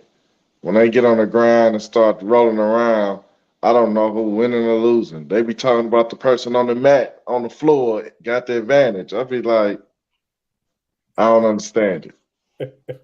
I mean, you can see motherfuckers got them in an arm bar and they choking them and shit. You know, you can see that, but I would say this. When it comes to the females, undoubtedly, MMA has done a great job. You know, boxing has let their females, you know, go by the wayside. You know what I'm saying? I think Ronda Rousey has really made a name for herself, although she don't fight anymore. But she was one of the biggest, you know what I'm saying, MMA fighters for a female. I think about Layla Ali. She didn't get that kind of push like that, whether that had anything to do with race or whatever. You know what I'm saying? She didn't get that kind of push like that. You know, you have. She didn't have the opponents. It Nobody wasn't enough good people for her to fight. Right. Okay. So then you had Christy Martin. So kind of the same thing. You got Carissa Shields, that's like a 3-time or a 2-time Olympic gold medal. There's not any kind of push behind these female boxers like there are for female MMA fighters. You know what I'm saying? The headline cards, they're a part of the event. So when it comes to that, I give MMA the edge on that. They've done a great job. It goes back to that social media presence, you know, that I brought up, that marketing. MMA does a better job marketing, you know, their fighters. You get more into their stories, you know who they are. And boxing just they haven't really figured that part out yet. Hey, a sidebar. What do y'all think about? And I don't know the whole story about this, but Dana White hitting his wife. Does anybody know that story? Can explain that story? How that went down? Jay, can you explain that story? Yeah. So it was I want to say it was New Year's. They were in like Cabo San Lucas, Mexico, at a bar, you know, drinking and arguing. You can see on the video him and his wife are arguing. It looks like she starts the argument. Dana White allegedly has known to cheat, you know, in the past, so they probably have marital issues going on. But she's arguing with him, and then she slaps him in the face, and he like slapped her back 2 times and like kind of pushed her a little bit, and it was, you know, caught on video. So, you know, that's what happened. Yeah. Anybody got feelings on that? I thought that shit was swept under the rug. It wasn't talked about a lot like Mayweather's past female abuse or any kind of top tier. Like if that was LeBron, I figured that'd be on every cover, every sports, you know what I'm saying, network and talked about. And he's the face of MMA, face of UFC. And it really wasn't talked about. Well, they talked about it, you know, for a week after it happened, a week or two after it happened. And what happened was his response was not the tip. Well, his company's response was not the typical response that a normal company would have. They didn't suspend him. They didn't reprimand him. They didn't stop anything he was doing. He was still showing up at press conferences. And he immediately, like the next day, took ownership of what he did. He talked to the press about it. Every time they brought it up, he answered the questions. He went on TMZ. He didn't run from it. But the difference is he's an owner. He's not a player. Right. Like if there was a player, they would have got suspended, fined, you know, kicked off the team possibly.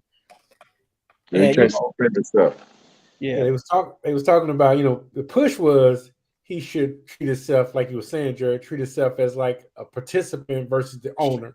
And what if it was what if that was John Jones that did that or somebody like that? What kind of suspension he'd have got? So they was wanting him to suspend himself, and I guess he was like, "Man, go." Fuck all that. Yeah, he's basically in a position where when the UFC got sold, basically he became a multi-billionaire, so he can take it or leave it. It's like he's doing that job, just for fun at this point. Really? So if you suspend me, I can walk away and start my own league if I really wanted to. Yeah. All right, boys. That's enough combat fighting talk. We got some big games, big games tomorrow. We got both NFL championship game, AFC, NFC. We'll start in the NFC. We got the San Francisco 49ers going to the Philadelphia Eagles to play. I just want to know thoughts, boys. What are you thinking? Ant, our resident big-time 49ers fan. How you feeling? Honestly, I've been trying to break this game down since it's been set. I feel the 49ers are slightly better everywhere except quarterback. And I'm afraid of the clock striking 12 on Purdy. I don't trust Purdy. Right. He been playing well, but it's now, 10 games of film out there? I'm assuming the teams are better. They're going to have to start making him do things that he don't like to do. That's what the NFL does. They adapt to you. And right now, we've been playing with the church's money for 10 weeks. I just hope that he can get 2 more weeks before they figure him out and we get a Super Bowl ring. I think we're going to win, but Purdy scares me. They got the clear advantage at quarterback.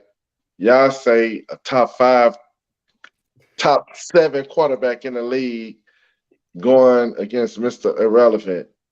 And if the Eagles can make him the deciding factor, they win.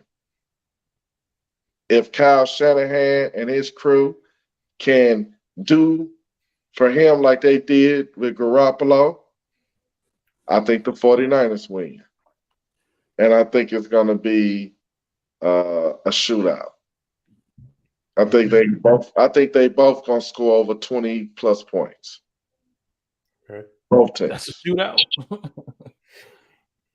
Well, I mean, if both 25 to 30, that's a shootout, ain't it? Yeah, 30 or more. Yeah, 20, 25 to 30. Yeah. That's That's a a pretty good game. Let me go next, fellas. Let me get mine in and get the fuck out of the way. I know y'all about to go about an hour on this. And I agree with that. I hope Purdy's time is up. It probably is. What was I gonna say? Only team that I have a question for you guys. Throw something back at your way. The only team that really worries me is the Bengals or Bengals. Some people say Bengals. Some people say Bengals. That's the only team that worries me with my picks. My picks are the Chiefs and the Eagles. But let me ask you guys this: when is the last time? Maybe it's just me, but when is the last time this deep in the playoffs? It seems like the best teams in the league basically are still in the running. Usually it's something like weird, like Jaguars or the Chargers, or somebody sneaks through and they're still in the running at this point. Or am I wrong? Is it always like this? Last year was. Who was it last year? The same 4 except for the Rams instead of the Eagles. But they thought 49ers was considered the best team last year. Right, and the Rams. So, but they won the last 4. Yeah, they were. Yeah, they were. The Rams beat them. You're right. They were the last 4. Okay. Well, or was Tampa Bay considered better than the Rams last year? No. Okay. All right. The Rams. Rams, probably. Yeah, they were. That was a pick 'em kind of thing. The Rams was hot. Yeah, that's pick 'em. I think Tampa Bay was favored to win that game in Tampa. Tampa Bay was viewed as being better. But I mean, it was still top teams. It wasn't no weird team. It wasn't no weird team in there. Like, what they doing here? Yeah, I'm with you on that. Yeah, it was Cincinnati. Right, Cincinnati wasn't supposed to be that good last year. Yeah, we look at them now this year as they're a good team, but last year everyone was like, how Cincinnati here? They expected it to be Kansas City or Buffalo. Well, same thing with the Rams. Rams added Stafford and OBJ. The Rams don't beat Tampa Bay without OBJ. Added him picking him up mid-season. They wouldn't have beat Tampa Bay. But I think Tampa Bay was favored though coming into that game. They probably were. I think there was consensus. They was consensus going to be playing again for the Super Bowl. I think people were picking them to beat the 49ers and go play the Chiefs again. Yeah, the Rams shouldn't have. If you really think about it, the Rams, I wouldn't say the Rams should have been there last year. They were the best team, So it kind of worked out. I don't think the Rams were. You look at the Rams that way. I thought the Rams won the division. What their West? The West? Yeah, the West. 49ers snuck in. Yeah, but the 49ers was considered a better team because they had beat the Rams. They had beat up the Rams. Right, but I'm just saying the Rams won the division though. I get it. But against the 49ers, they were underdogs.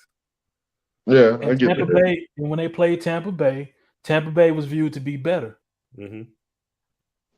But back to Jared's point, I think you're right, Jared. This is the first time that the four best teams that everybody was saying are the four best teams are here, right?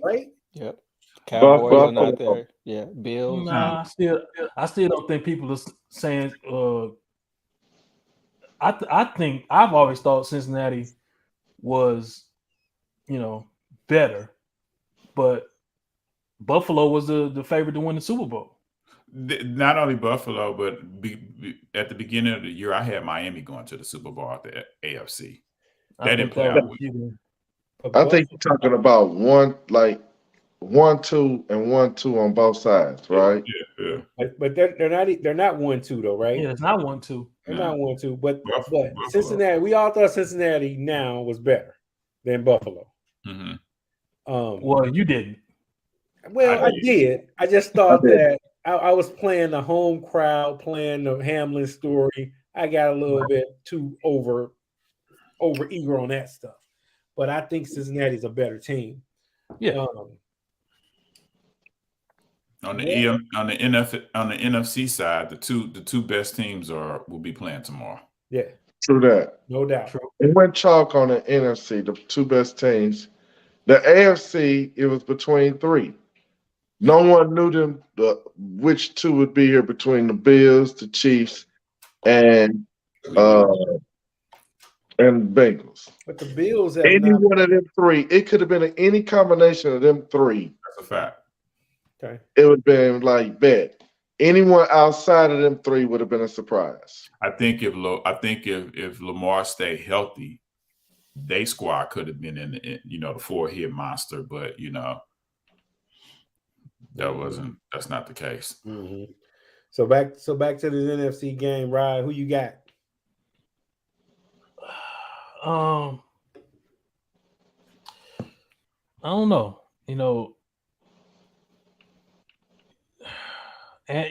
Ant said that we put Jalen Hurts in the top 7. I'm gonna exclude myself from that. I ain't put that motherfucker in the top 7. I still think he got, he still got some shit to prove. I don't know. It's a toss up. I mean, when in our little pool, of course, I got the 49ers pick, but I really don't know. I guess I'm gonna go with the 49ers, man. I'm gonna go with them to win. Did y'all gain more respect? I'll just give you a second, Hughes. But did y'all gain more respect for the Eagles after did that Giants game give y'all new respect for the Eagles, or What? No, Nothing. Giants had no business being there. Yeah. So what? So why everybody just so crazy about these Eagles now, man? Because Eagles been the best team all year in the NFC. swerve. Hughes, They've what been do you the think? best team. The quarterback got hurt. That's where they got their few little losses. But overall, they've been the best team. They won the most games. I ain't gonna let you get that off. They ain't been the best team. They won the most games in the NFC. So the 49ers, you saying the 49ers have been the best team in the NFC? I said the 49ers have been the best team in the NFC. Have been the best team in the NFC. I think. I mean, So you said once they got CMC, they've been the best team. it was better. They was good before they got CMC. They had a little rash of bad luck. But when they got healthy, they've been the best team in the NFC to me. I think last week game showed a lot. You asked, did I get a newfound respect for the Eagles? Mm-hmm. They came out more focused than what I anticipated. They put their necks on. They put their foot on New York neck. Now, when it comes to the 49ers on paper, I had them as the favorite. That's the team that I picked in my pool. The Cowboys really exposed the 49ers.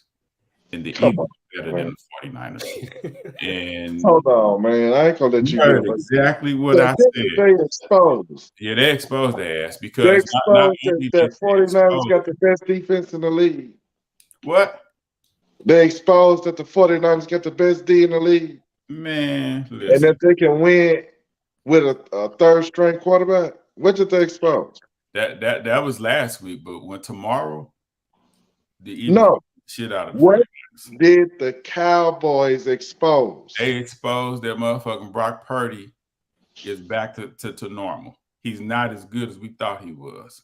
He's been playing pretty good, but had the Cowboys had the proper coaching, they could have did something with them boys. Now, I'm not going to take away from the 49ers win. They put up a good win. But Brock looked shaky. And you know, if you're a 49ers fan, you should know Brock looked shaky last week. He a third. He gonna look at me. He looked great to you, throwing that pass across his body. Man. He didn't. He played a clean game. And his ass will get sacked. We could put a little small wager. I guarantee he gets sacked more than 3 times tomorrow by the Eagles. Let me sleep on that one. Let me sleep on that one. Okay, I'll let you sleep. That's fair. But what I thought, what I saw the Cowboys do come up short with the 49ers that has a much better team offensive defensively. And I saw how they were kind of struggling to put points on the board. I don't think the Eagles will have that same problem with them. I think when the Eagles get up on 49ers, I don't think Purdy's going to be the quarterback that can come from behind and win. And that's where I feel like the problem's going to come. So who you taking? I'm going with the Eagles for the upset. Eagles, what? Eagles? Eagles are favorite, man. Yeah, that's not an upset. Now, well, I picked the 49ers. And so if they win, it's an upset to me. I picked the 49ers to go to the Super Bowl. So it's an upset to me. Yeah, but you you did that because you thought you could pick it. You could change your pick. Yeah, I did because Lord knows if they would let me update, I'm going with the Eagles. And it's not because they look like the better team to me. They stay solid on defense and they solid on offense. They have their quarterback. We'll see. Man, 49 is gonna run roughshod over these boys tomorrow. I don't even think it's gonna be close. I don't think it's gonna be close. Me personally, I don't think it's gonna be close. I just think they're a better team. They more physical. The NFC East is a joke. The Giants are a joke. The Cowboys are a joke. The Commanders are a joke. That's 6 wins right there. It's a joke. But they had 3 teams in the playoffs, see? In that division. They're a joke. They also played they played the weakest schedule of any division. Yeah. weak. They just that's a weak division, man. And they played another weak division. So I think the 49ers will win. I think they're gonna do it easily. It's ugly. 49ers win ugly. They're not pretty. So I'm thinking it's gonna be a low scoring game. I'm thinking it's gonna be 17 or 20, something like that. 49ers will get out of there with a field goal. But I think it's gonna be ugly and it's gonna be smash mouth. So said the Cowboys played that same. I mean, it was a similar game last week, and people pretty much put it on Dak. That was the reason why they lost. Mm-hmm. So if it's another close game, do you look at is Jalen Hurts the answer? I mean, is Jalen Hurts better than Dak? Yeah, he got him in his top 7. He got a better situation than Dak. He got a better head coach, better offensive coordinator, better. I ain't asked that. I asked, was Jalen Hurts better than Dak Prescott? Jalen Hurts is better than Dak Prescott. That's not a question. Jalen Hurts is better than Dak. Do you think Jalen is good for 1 or 2 picks this game? No, he don't turn the ball over. But he also the offense ain't a juggernaut. There's nothing juggernaut about that offense. So how they been winning? Schedule. Keep telling you. He gonna pick the 49ers apart. All right. Yeah, I know where to find me if anybody want to make it light on themselves. You saying Jalen Hurts gonna get 300 yards passing? No, I didn't say that. I never said that. I'm asking. Huh? I'm asking you. Is he? It's the playoff. I don't know. I don't know if he need 300 yards to win the game. He don't. Yeah. He don't. And I'll take that bet. $5. He gets 300. Hey, book that one. Yeah, that's a bet. That defense travel, boy. That defense travel. I'm telling you, that defense would have traveled up to Philly and do work. So I mean, I hear what you're saying, but when you think about what they did to the Cowboys, like how many sacks did they get on the Cowboys? Like 1, 2. The sacks don't matter. It's the pressures. The pressures called us 2 picks. No. One of them. No. All right, so Jared, did you make a pick? Who you pick this game? Eagles, yeah, Eagles and Chiefs on the other side.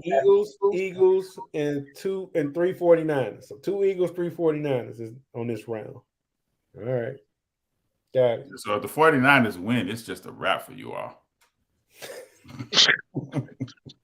So you playing? You know it. We figure it out. It all makes sense. All makes sense. All right, the second big game of the Sunday, AFC. The game. This one hurt. Burrowhead, as they calling it, where Joe Shiesty and them Bengals travel up to KC, Arrowhead, and play the Chiefs. I'll start off with this one, boys. I'm gonna take Kansas City. I think Mahomes' foot is okay. I think they ready. I think Cincinnati. Go with me on this comparison. Cincinnati to me is like the Memphis Grizzlies. You know, they do all this talking, all this rapping. I mean, they good, but they're gonna have to prove it once and for all. I don't think they can. I think Mahomes got a chip on his shoulder. I think it's gonna be a good game. I got KC beating them 35-31. Walk off. Agreed. Gonna be crying. What you say, you? I said them fans in Kansas City gonna be crying. What you got? Tell me how you see the game going. I see the Bengals running over their ass. I see them forcing Mahomes to move around when that ankle is not as secure and healthy like they're reporting it like it is. You know what I'm saying? I see Andy Reid leaning on his defense, and they're gonna get burnt. And I see the Bengals beating their ass like they've always beat their ass early this year, last year too, and they own them. You know, don't matter where they play them at, whether they play them at in Cincinnati or they play them in Kansas City. We own y'all. We got y'all number. You know what I'm saying? We can dial it up anytime, pocket dial, straight dial, don't matter. You know what I'm saying? We sitting y'all home at your own field. So yeah, I got Cincinnati. You got a score? No, I ain't got no score. I ain't got no score at all. Just a win. Just a win. And who you got? I struggle with this, but I stick to my gut and what my first instinct. I said Cincinnati is the kryptonite to Kansas City, and this is when Mahomes is healthy. I think this is a somewhat of a blowout, 31-17. Bengals. Bengals. Somewhat of, I feel, put this way, I feel like people gonna be turning in to sleep early. They're not watching this. They're not gonna finish this game to the end. Whoa. All right, what you got, man? 27-23 Bengals. Dang, that close? All their games are close. They've won the last. Joe Burrow's 3-0 against Patrick Mahomes. All the games have been decided by 3 points. But all those games, Kansas City had leads in the game. So Cincinnati is not going to run roughshod over Kansas City. But I think they're just better. They're 3 points better. They're not 14 to 17 points better. They're 3 points better. I say they're 3 points better with the healthy Mahomes. He's healthy. To me, I ain't really been this Chiefs team. I haven't been a big believer. I still don't know how they're doing it without Tyreek Hill. I don't know how Kelsey still get open. I would double team Kelsey all game and make some of them other receivers and Mahomes beat me. It wouldn't be Kelsey. You're gonna see that tomorrow. They don't have a running game. I mean, who running game do you trust more between the two teams? They got decent running game. Cincinnati ain't hot. I mean, they running game ain't all that. You trust Cincinnati's run game more. You trust Cincinnati's weapons. They got better weapons. They got a better running game. But Mahomes is the best quarterback in the league, and he wills that team to victories. So I can't see Cincinnati going in there and blowing them out. I could see Cincinnati going in there and winning by 3. I said 4. I said 27-23. Yeah, I feel like Cincinnati defense blowing them out because I see Mahomes making desperate decisions and being injured and possibly get knocked out the game. No, that dude is gonna be that whole ankle shit is overblown. It's overblown. That dude, I mean, he's not Lamar Jackson. If he was Lamar Jackson, then it'd be trouble. But he'll be able to move around just fine to do what he need to do. So Hughes, you worried about the injury? Nobody else is worried about the injury. I think they might.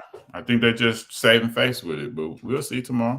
I think they win regardless. I think the injury makes it a wider margin. I think so too. I think the defense is going to get more points out of him with that injury. I think they was going to win if he wasn't injured. They win if he healthy. But I think with them hurt, it's going to make it 10+ points. Only thing, like I said, I think the KC gonna kill him. Only thing I'm worried about is supposed to be minus wind chill in Kansas City tomorrow. So if his ankle is truly messed up, that's bad conditioning. If it was a sunny game, this wouldn't be close, man. I mean, even with his ankle, I mean, being you say it wouldn't be close. So you think you say Kansas City is a better team than Cincinnati? I say Kansas City at home is a better team than Cincinnati. Mm-hmm. At home, at Arrowhead, they're a better team. Yeah, I can't see that one. Did they lose last year at Arrowhead? They did. Yep. They did. And they had Tyreek. They did. They did. So with that being said, this is the 5th year in a row they in the AFC Championship. Yep. They're going to lose tomorrow. Okay. So that'll be 5 straight years, and you only got 1 Super Bowl out of that. Are they underachievers? Nah. Yes. No. Nothing's guaranteed. Too early to answer, Hot Rod, because they will win tomorrow. It's too early. They will win tomorrow. So let's just go under With the probability that they lose tomorrow. If they, I know you say they're going to win, but let's just say they lose tomorrow. That's 5 championships, 5 AFC championships, 1 Super Bowl. Are they underachievers? They have underachieved. If they lose tomorrow, if they make the Super, well, here caveat: they are underachievers. If they make the Super Bowl, though, they're overachievers, even if they lose it. No. Yeah, They're Atlanta Braves. They're Atlanta Braves. No, you represent the best. You represent your conference. You're the best team in your conference for 3 out of 5 years. They the Atlanta Braves. They the Atlanta Braves. The Atlanta Braves won division championships all those years, but only had 1 World Series. So they underachieved that whole time. Nah. You can't be a dynasty and win 1 time. I ain't say dynasty. They ain't dynasty. Not you, but it's just presumed that they're a dynasty, but they've only won 1 Super Bowl. Who was a dynasty? I get it. Oh. So what? I said, who said that they was a dynasty with 1 Super Bowl? They were talking about them potentially being a dynasty once they won that Super Bowl. Okay. So they keep going back to. I got a question. After they lose, are they regretting that contract they gave Mahomes? No. No, they haven't lost because of the contract. Would they lose pieces because of it? Like Rodney said with Lamar and everybody, since he signed that contract, they lost pieces. Well, Tyreek just was trying to be. He wanted more than what's my man's name? It wasn't just Tyreek. He wanted more. They lost a couple of defensive players. It don't matter. They lost pieces, but they still in the Super Bowl. Yeah. It don't matter. I mean, No. I said after a loss. After they lose tomorrow, are you, like you say, are you regretting paying Mahomes and losing pieces all this money? Not at all. Not at all.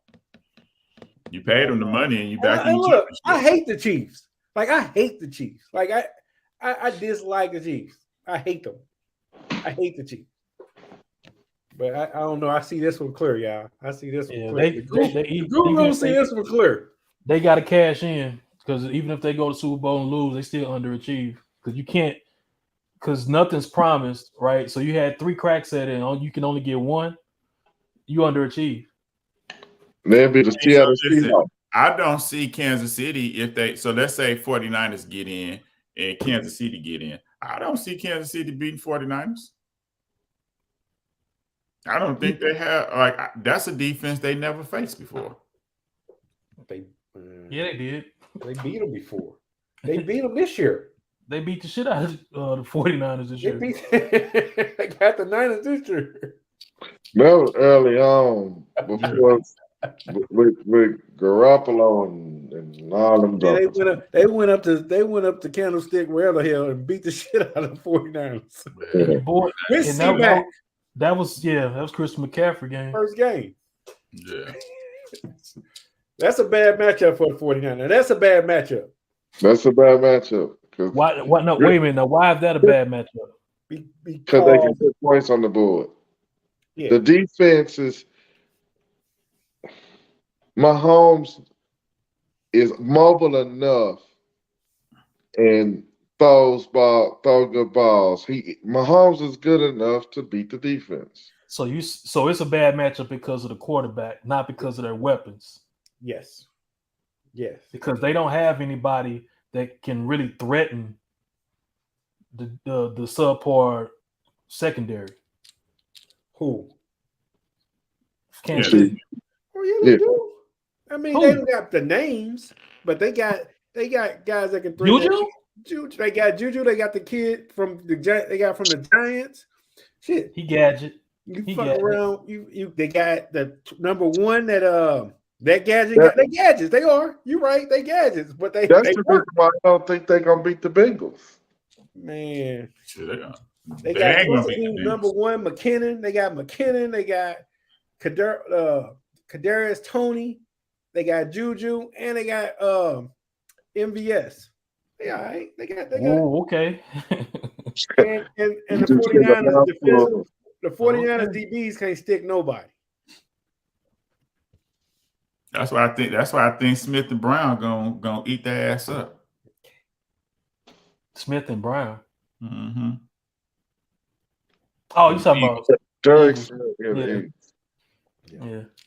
The problem ain't gonna be that. The problem is Jalen Hurts gonna have to figure out to get it to him. All right. So on this game, we got Jared and I. We going KC Chiefs. Everybody else going Bengals. Again, y'all know where to find me. Hey, tomorrow's about to be a great game because I'm invested in both. You know, this is probably the first time that I'm invested in both conferences. Normally, I'm NFC only, but this one, I'm invested in both conferences. So yeah, it will be too hell of a game. I do think I'll be disappointed if we don't get two classics tomorrow. I'll be super damn disappointed if we don't get two classics. That's a fact. I'm pulling for two blowouts. Niners blow them out, and we know the Bengals is gonna blow out the Chiefs. I mean, with that being said, I do believe, however it go, this is about to be a good Super Bowl. This is it can't be a bad. There's no bad Super Bowl. Yeah. I mean, we had one before, but yeah. No, I'm talking about with the combinations of teams. That's a fact. Cincinnati versus either team. I think Philadelphia. I don't think the Eagles, man. That ain't Philadelphia's and the Chiefs will be a bad one. You got to account for Jalen. Jalen will run over you. Jalen will run on you. If your linebacker is not disciplined, it really depends on how Jalen look tomorrow. Just to say if that Super Bowl game, if they win, if they advance, if the Super Bowl game would be good. Because if he looked like a superstar, then you think you got a whole different ball game. Because that's what I thought the Giants was. I thought the Giants was really going to expose the injury and take advantage of the sore arm. And shit, he put their ass. Terrible. The Giants is terrible, man. They was lucky to but be see, in the... it's teams like that'll beat you when you don't plan for them well. It's teams like that'll beat you. They division. How they beat Minnesota. You know what I'm saying? Everybody had Minnesota beating the Giants, and they just fought their ass. You know what I'm saying? And and they didn't have an answer for it. Hey, if you're the NFL, who do you want in the Super Bowl? If you're the league, say it again. Chiefs 49ers, I think. No, Chiefs Eagles, maybe. You won't Barrow. You want to make another superstar in Joe Barrow. You think if they want NFL, you want Patrick Mahomes and the 49ers rematch. He want the face of the NFL. He want Patrick Mahomes because they want him to be the face. I think they definitely want Patrick Mahomes in. They probably give a fuck who win NFC. So I'm thinking they would want Jalen Hurts, but shit, because he's like the favorite for the MVP. He's not the favorite for the MVP. Mahomes MVP. Who? Mahomes. Oh yeah, because Jalen got hurt. Yeah. Mahomes will win MVP. He the face of the NFL. They want him to win. Yeah, Mahomes. That's the only thing. If they're gonna do some cooking to get Mahomes in, that's why another reason I think the Bengals gonna have to blow him out. If it's close, they're gonna give it to Mahomes. If I'm a defensive lineman, I'm taking my motherfucking fist like this, hitting that damn ankle every motherfucking time, baby. You ain't gonna win. You're gonna be hopping. All right, give me some Super Bowl picks. Give me some Super Bowl picks. These may change by our next podcast, but right now, give me your Super Bowl pick. What y'all feeling right now? Who gonna take it, win it all? Cincinnati, give me the Super Bowl the pick, Eagles. Jared. Give me your Super Bowl pick. Chiefs versus the Eagles. But You guys make a good point about the Chiefs. I don't like that Mahomes got hurt. You know, Yeah. make some good points about that. So who's gonna win it though, Jared? If it's Chiefs, Eagles, Chiefs. Chiefs. If Mahomes is healthy, Chiefs. Anthony, who's gonna win it? Do you really have to ask me? The people listening to the pod want to know. The San Francisco 49ers will win the Super Bowl. All right, who you got winning it all? Bengals over 49ers. Bengals over 49ers. I can't wait to take your money that week. You've never taken my money, chump. Who you got? I'm coming forward. I'm gonna be like Hughes. I'm pushing all the chips in. I'm betting everything. You remember that Super Bowl we watched over Reggie House? Mm-hmm. The Kansas City and Yeah, I remember. Yeah, okay. Don't worry. I may fly back to St. Louis just so I can get y'all cats in the same room again. Because I'm coming squawking. Yeah, you was slapping your thigh. Who you got? I got Cincinnati and the 49ers with the 49. I mean, with Cincinnati winning it all. You know, that's the matchup I didn't really think it through. I thought you just said the Eagles was gonna win. Man, this boy contradicted this.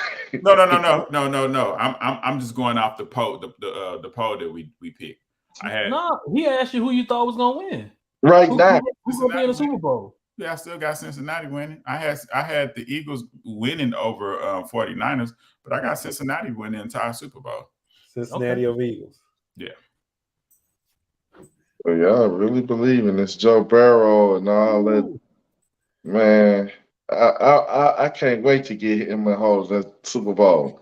Man, I got Chiefs, 49ers. Man, I hate Chiefs, 49ers. I hate the Chiefs, man. But if I had to put money on it, I think the Chiefs will beat the 49ers. Even though I'll be rooting for the 49ers, which I hate them both. God, I hate them both. I can't believe you saying you curling your lips to say you put them. I think I will be rooting for the 49ers because I can't stand the Chiefs. But I think if I had to bet money on it, just like I'm betting money that the Chiefs gonna win, I think the Chiefs will win it all. So I mean, help me out here, y'all. Didn't Patrick Mahomes have a high ankle sprain? Yeah. That shit ain't real. That shit ain't real. Dr. Carter. That shit ain't real. All right, boys. That's a wrap for the first. No. We got one more topic. What we got? We got Steve Wilkes. Oh, that's right. We did. We missed that. I'm sorry. Yes, Steve Wilkes passed over for an NFL coaching job. So we talked a little bit about this, that Frank Wright just took the Carolina Panther job. And Steve Wilkes, I thought did a phenomenal job of winning enough games to at least get some real consideration for getting the head coach job in Panthers. But he got passed over. And I know Ryan has some information about that. What you got, Ryan? Well, I ain't Adam Schefter or nothing, but all it was is just where Frank Wright's daughter got a position with Carolina, with the Carolina Panthers franchise, and she posted that on Instagram or something January 8th. Oh. That she got this job. So is it just a coincidence that Frank Wright's daughter got a job with the Carolina Panthers the next game? I mean, it was the same day of the last game of the season. Is that just a coincidence? And also, Steve Wilkes was a part of Brian Flores' lawsuit. Mm-hmm. Oh, is he? Mm-hmm. Yeah, he's part of that lawsuit. So he sued Arizona. So there's the aspect of, is he not getting the job based off the fact that he's part of this lawsuit? And then also they was like I said, they were saying that his legal team might try to use that fact that Frank Reich's daughter got the job and with the Panthers, and was there inside, was it, inside knowledge already that Frank Reich was going to be, given that position? So Absolutely. They already made it their mind. Frank Wright was the coach, and the NFL is petty like that. They anybody that's a part of that lawsuit, they blackball them. I didn't realize he was a part of that lawsuit. I really didn't. yeah, I mean, but it shouldn't matter because you fire the coach and you make him the interim coach. So you had to have known all of that information. You wouldn't put him in a position if it would if it bothered you as an owner. You know what I'm saying? You can select any interim head coach you want to. You know what I'm saying? but What if them hiring him, was a part of the work? We let him be interim, but we know we're not gonna put him on as permanent because he is in the involved in that lawsuit. To save face a little. Yeah. To say, hey, look, we hired a black guy, but with no intentions on keeping him on. But is that even considered a hire? No, Joe, that's not even a hiring, right? no, it's not. Yeah. So yeah, that makes a lot of sense. And they of course they had their position. They already had that position filled before the goddamn season was over. That makes that just makes sense, or don't make sense, but that's just what it was, because how the chick got a job before the season even over. So. Yeah. But it makes the owner look stupid. You hired a motherfucker that just got fired. Like he was doing such an amazing job. Like, you come up on one of the greatest coaches out here. He got fired because his team was looking shitty. He's supposed to be an offensive-minded coach, and that team wasn't looking like anything. And you hire him versus a guy who helped build your team morale around. You know what I'm saying? Got rid of Baker Mayfield and put Sam Darnold back as the starting quarterback. And they was cooking a little bit, but they lost a couple of games, a couple of key games that really could have got them in the playoffs. And I don't know if that is what the owner was looking at. You know what I'm saying? Mm-hmm. Like, anything short of a Super Bowl win, he was getting replaced. I mean, he really didn't have a job. You know what I'm saying? It's basically like the same thing. You show us the formula, we got it from here. Lip service, man. It's just lip service. That's a shame, man. So what happens? I mean, what would you do in that situation? Would you press the issue? As Steve Wilkes? Steve Wilkes? Yeah. As Steve Wilkes, would you press the issue? I don't know what kind of issue that you would have. You know, what kind of saying that you was discriminated. He's already blackballed. I would. Yeah, you blackballed. Was he ever interviewed for the job? I don't know. I don't know.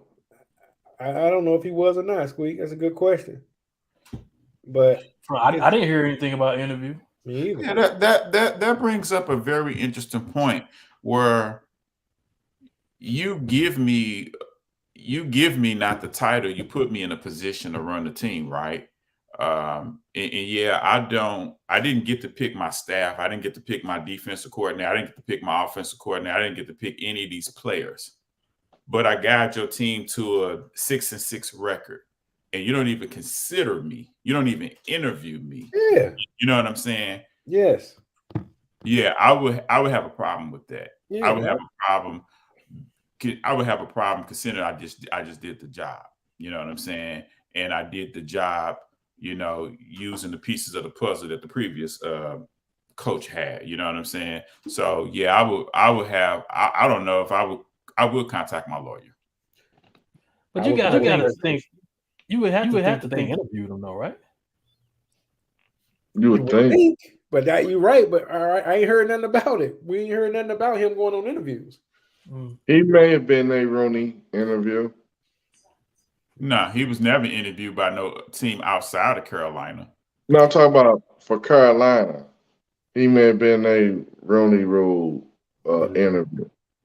I just don't understand how he could have lost that position, considering He was never. They never wanted him. well, not one. He was selected by the owner. When you fire your head coach and you select him, you know what I'm saying? I mean, was he that damn bad that where you like, nah, But I'm see, not right. when they come to you, hey, do you want to take over as head coach, interim head coach, knowing we're going to replace you at the end of the season, no matter what you do? Hey, let me get a question in. Did Wilkes come out and say that he did not get offered the job? And part two is if he would have basically, did he get offered the job? Maybe the money was too low and he turned it down. Do we know that? And if he would have taken that job, does that hurt the lawsuit? Valid questions, but I don't know if we get them answers. It definitely would have hurt the lawsuit because your whole lawsuit, your whole suit is you're discriminating against black qualified coaches, and now you hire one, so that discriminates. And for money, it's all of it would have been more money than he was making, Jay. So I don't think that would never been an issue. It's more you got to take a job if you're a black coach and you get tapped to do a head coaching job, you got to take the job. In my opinion, these days. Yeah. Yeah, but Jared, I don't think this lawsuit will hit the pocketbooks of any of these owners. I don't think they give a damn about any of this shit. They're gonna street straight for that. Say that again. Brian Flores, he's up for the. He's in consideration for Arizona's job. So, how does that work? Does he drop his lawsuit if he get hired? I don't think so. That's gonna be the chip, the bargaining chip. If we hire you, you got to drop it. So that kind of like the same situation with Colin Kaepernick. Like, we'll give you a trial if you make the team. You drop your lawsuit against the NFL? No, they had already settled that. Okay, that's what I thought. Yeah, they settled that before the workouts. Okay. Said they gonna hire you, fire you in the next year, just like the Texans did. And if he talk about you drop the lawsuit, NFL and make the team hire him, and just say you could just fire him the next year. Could be. I mean, could be. Why interview if you're not willing to drop your lawsuit? Why interview? I don't think Wilkes interview. I don't think he even wanted it. I think he just want to keep going through with the lawsuit. No, I think isn't it a civil lawsuit? I don't know. I thought it was. He may not have wanted the job. So I thought it was a civil lawsuit that Brian Flores initiated, and other people in that position could have joined.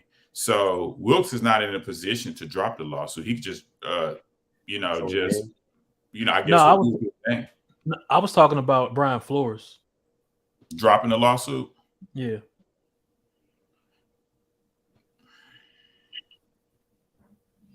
I don't think his lawyers probably will let him drop it at this point. They got to get paid. It'll be a settlement.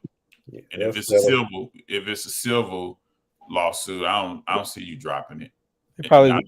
He would probably drop off the case, and they would just replace him, make somebody else leave. But how no owner, no NFL team is going to hire you with that lawsuit hanging over their head. No. They won't. That's what I'm saying. They're gonna have to negotiate that, be done with. But then, just like y'all said, now he opens himself up for being fired the next year as soon as it's over with. So I mean, but he can let's say he does drop the lawsuit. That doesn't mean that the next guy couldn't file the same damn lawsuit that's not offered a job. You know what I'm saying? But I believe they're blackballing these guys, man. Exactly. I believe that too. They're blackballing these guys, man. So, yeah. All right, boys. Hang on before we leave this topic. So that's why we go back to the first topic and we lay low for that 15 years. Then we come out like boom.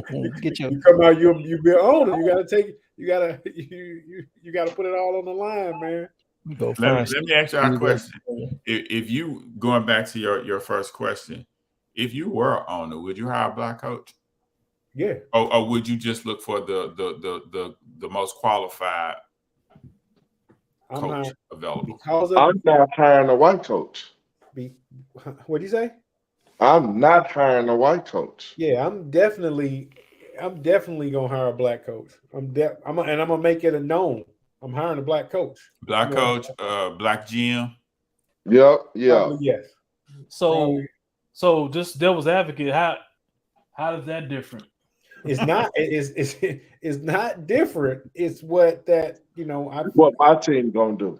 I'm gonna show the NFL that there's qualified people. We're gonna win. I ain't gonna get no chumps.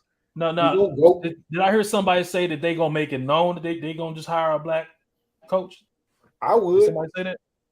I would. I'd be like, we're looking for the best qualified, and us being minorities, we can get away with saying that. So who would the best qualified black coach be right now? Who would the best qualified black coach right now? I'm just speaking of generic. I would take one of these young coordinators. Miko Ryan's gonna be a bust. Well, no, I didn't take him, but I'll just take one of these young coordinators. Just like they get them white boys, it's the same thing. Yeah. Because it ain't no black coach in college. I'm taking. I'll take one of these young coordinators. I'm going get old Byron Leftwich. Nah, I'm going Jim Cladwell. I'm trying to get Eric Bini. That's how you pronounce his name. Bieniemy. I'm getting him. I want him to be my offensive coordinator, and I'm letting him know that in a couple of years I'm making you the head coach. So I want you to be under Jim Cladwell, and you guys run that. Caldwell. Caldwell. Yeah, what I call him? Sorry. Cladwell. Yeah, sorry, Cladwell. I'm sorry. Forgive me. Yeah, I want them to run my offense.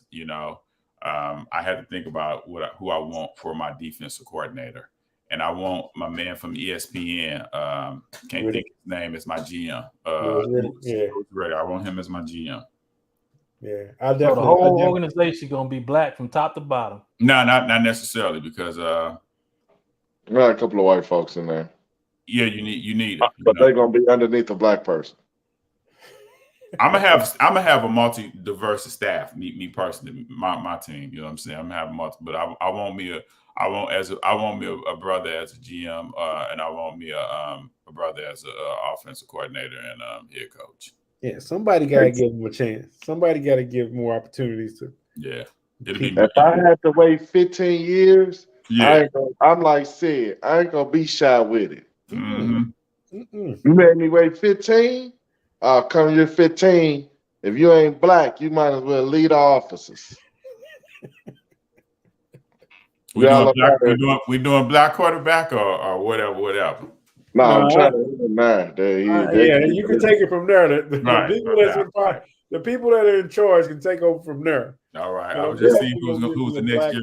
Black coordinator and a black GM. I mean, in 15 years, Sid to be my OC, Rodney will be my GM, and Hughes will be my DC, and Jared will be my PR. Motherfucker to the ground. We taking over somebody's team. Right. Like Rod could be good GM. Yeah, that's how I'm running. We roll. Rod ain't paying them dudes. I go with that. Like, But Rob want to win, so I call you on the phone. He's swerving. And he won't pick up. We getting rid of. We trading him. Hey, let me go back to one topic. I don't want to extend the show too long, but I was reading up on Lamar Jackson's contract. His mom is basically his agent, but he's consulting with Players Association, on his deals. But the Ravens offered him. They offered him 250 million and 133 guaranteed. Are you guys saying he should have taken that? Yes. deal. Yes. Yeah, he's trying to Even get with Watson more guaranteed money. even with Watson having that 230 million guaranteed, Right. take 100 million less. How many years was it? How many years was it for 250 million? I didn't see that part of it. 10 year. Was it a 10-year Probably contract? 8. 8 to 10 years. Probably. That's not a good contract. What? 8 years. None of it. The contract is never good. The guaranteed money is what's good. 130-something million. That's guaranteed, man. That's money they can't take from you. Right. Yeah, but if you could do it, if you could do them same terms in 5 to 6 years, but they can't stretch the money. Well, I mean, I don't know how they can get creative. Man. He ain't worried about that. He wants 200 something guaranteed. yeah. Does that 133 guarantee go up? No. They stick on 133 and trade him if he doesn't take it. So if he doesn't take it, well, I mean, they can pay him more. They can agree to pay him more. It's just that would be one of the highest guaranteed salaries in the NFL. But he kind of being basically Jared, if he don't perform, they can cut him in about 3 or 4 years and get back some of that 250 million that they promised. But the 133 is guaranteed. So he maybe will walk away with like 180 or something like that. Don't Joe Burrow contract comes up after this year as well? Mm-hmm. I think that's probably what he's waiting on as well. So it was a 6-year offer. Come on, man. 6 years, 250 million. 133 guaranteed. Yeah. Man, that's crazy for him not to take, man. So that's more than Dak, right? Yeah. Dak like 240, right? Yeah. He's getting greedy. But Dak got a lot of guarantee. I mean, Dak didn't get Deshaun guarantees, but he got a lot of good guaranteed money. Yeah, but wasn't Dak like 90 something million guaranteed? I don't even think he got 100 million. I thought he got like 90 something guaranteed. Yeah, he got like 75 last year. Okay. Did he? Damn. Yeah. Okay. He getting 55 this year, and then after this year. Okay. I said he getting 55 this year, and after this year, it's not guaranteed no more. That's the reason why I said Baltimore was fair. It ain't like they penny pinched him. Yes. Yeah, I mean, it's fair. They just turn around and say, they like, man, this dude killing us, man. We trying to win. We trying to put this guy pieces. I don't get him, man. I don't get that. I don't get that at all. Well, you got to look at it like this. The first couple of offers that the Cowboys was making for Dak, they were good too, but they were not better than that last offer. Yeah. He tried to, but the market kept renewing. The market I believe that's what he's off signed. It was another quarterback that signed. The market kept getting pushed up. So, like Rodney said, you're in line. That's the reason why the Cowboys couldn't afford to franchise him no more. Yeah, your money. You get in line, you're gonna get paid. Now you fucking up the curve, Lamar. Man, that's a good contract. Ain't nobody gonna say he got played with that. Not at all. Not at Sometimes I'm like, if that's my son, I'm walking him in there. I'm walking him in there. And I'm like, man, we signing this contract. Yeah, that makes all right, and you said you had something to ask. This is the last thing. What did you have to bring up? Bonus deep thought. You have a child that plays a sport. Okay. They going to the state championship game. God comes down and tell you, and then God comes down and tell you, I can guarantee your child wins the game, wins state. However, your favorite sports team, it got to be your real sports team. They was also, let's say, in the Super Bowl or finals. They gonna lose in heartbreaking fashion. When you get to pick one gonna win and win in blowout, do you pick your sports team that you follow, and one is gonna lose in heartbreaking fashion? Which way do you go with it? Do you pick, like for me, would I pick the 49ers to win the Super Bowl or my son to lose their championship? Which way would you pick? Well, for me, the outcome doesn't matter. Well, it doesn't matter if it's a Super Bowl win or they lose state. I'm going to his. I'm gonna be there for his game, Mhm. No, regardless you're gonna of. be there for the game, but you get to decide the outcome before it happened. And you can pick whatever your So favorite team. I could pick my child to win, but my favorite team loses. Yes. And vice versa. I could pick my favorite team to win, but my child lose. Yes. Going with my seed. What about you? We celebrate. Would anybody take the sports team to win? Yeah, me. I could. I mean, I don't have a favorite sports team, but I guess I could. Because him winning state, what does that do? He could ball out. Like he could go for, depending on what the sport is, he could score 3-4 touchdowns and do his thing, and they lose a heartbreaker. So winning state doesn't mean anything. That's exactly what I said, Rodney. I'm like, just from the surface, of course, I want my son to win from the surface. But if you told me the Rams win a Super Bowl and my son just killed it, but they came up short at state. No, not came up short. Lost a heartbreaker. Lost the heartbreaker, but he balled out. Yeah. I'm taking that Rams win, dog. I'm taking that Rams win. That Super Bowl win. Every time. Yeah. What about you? Change your mind, Hughes? Nah, I never went to state. I have cousins that went, so nobody in my immediate family ever, made it to anything statewide. So yeah, I'm rolling with my seed. You know what I'm saying? That's a moral victory for my lineage. You know what I'm saying? I like the Cowboys, but shit, they didn't win many a times. You know what I'm saying? Well, yeah, They didn't win many a times. I like Seahawks. Well, I like Russell Wilson. He didn't win the Super Bowl, so somebody in my bloodline win. Yeah, we got this shit. And he balled out, or she balled out. Yeah, that's what I'm on. Yeah. I told my son, said, I'm sorry, son, but I need the Niners to win this weekend.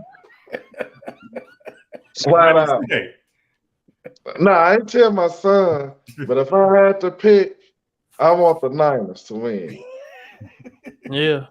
I ain't gonna lie to you. Him winning, he gonna have ups, downs, and go through life. I ain't worried about all that. I want the Niners to win. That'll make me feel better for longer. I'm a LeBron fan. I done seen him win and lose. But shit, my child, shit. It'll make you feel better for longer. Yeah. Yeah, I'm still haunted by that Rams Super Bowl though. So that's what I'm talking about. I hated that game. I hated that game. If you could tell me, see, I don't feel so bad about that one no more. Seeing that I got me one after. Of course you don't. I don't feel so bad about that one. You a Rams fan? 2001.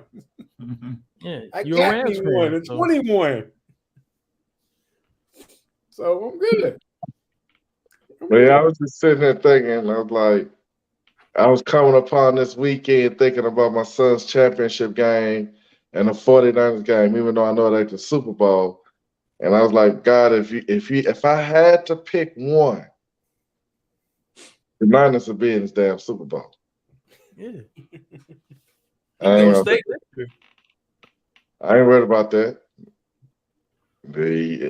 Long as he played well, I wouldn't even care. Right. Yeah. And that's how I feel for my sports team. You know, I'm a Russell Wilson fan. So when Seattle lost like that with that damn interception, I woke my wife up screaming, man. I was so damn mad that just didn't make no sense with that play. You know, but I'm over it. Mm-hmm. Mm-hmm. Yeah. I'm still not over the damn Chiefs. We should have won. I'm not over that interception. I'm not even over Alex Smith when we lost to the Giants. Oh, okay. What about Baltimore and you over the lights getting turned off? Yeah. Fucking Crabtree, man. That motherfucker, the game on the line, he won't catch shit. He gets soft. But throughout the game, he push everybody, he aggressive. But when the game on the line, he looking for a pass interference. What I'm just saying is I'll take a championship and he can take an L in one of them little school teams. That was a deep thought. That's a good one. All right, boys. That's a wrap for our first Pod Deep on Sports. Good. Go ahead, like, subscribe, follow us. It's been a good night, boys. With that, we out. Peace. Right.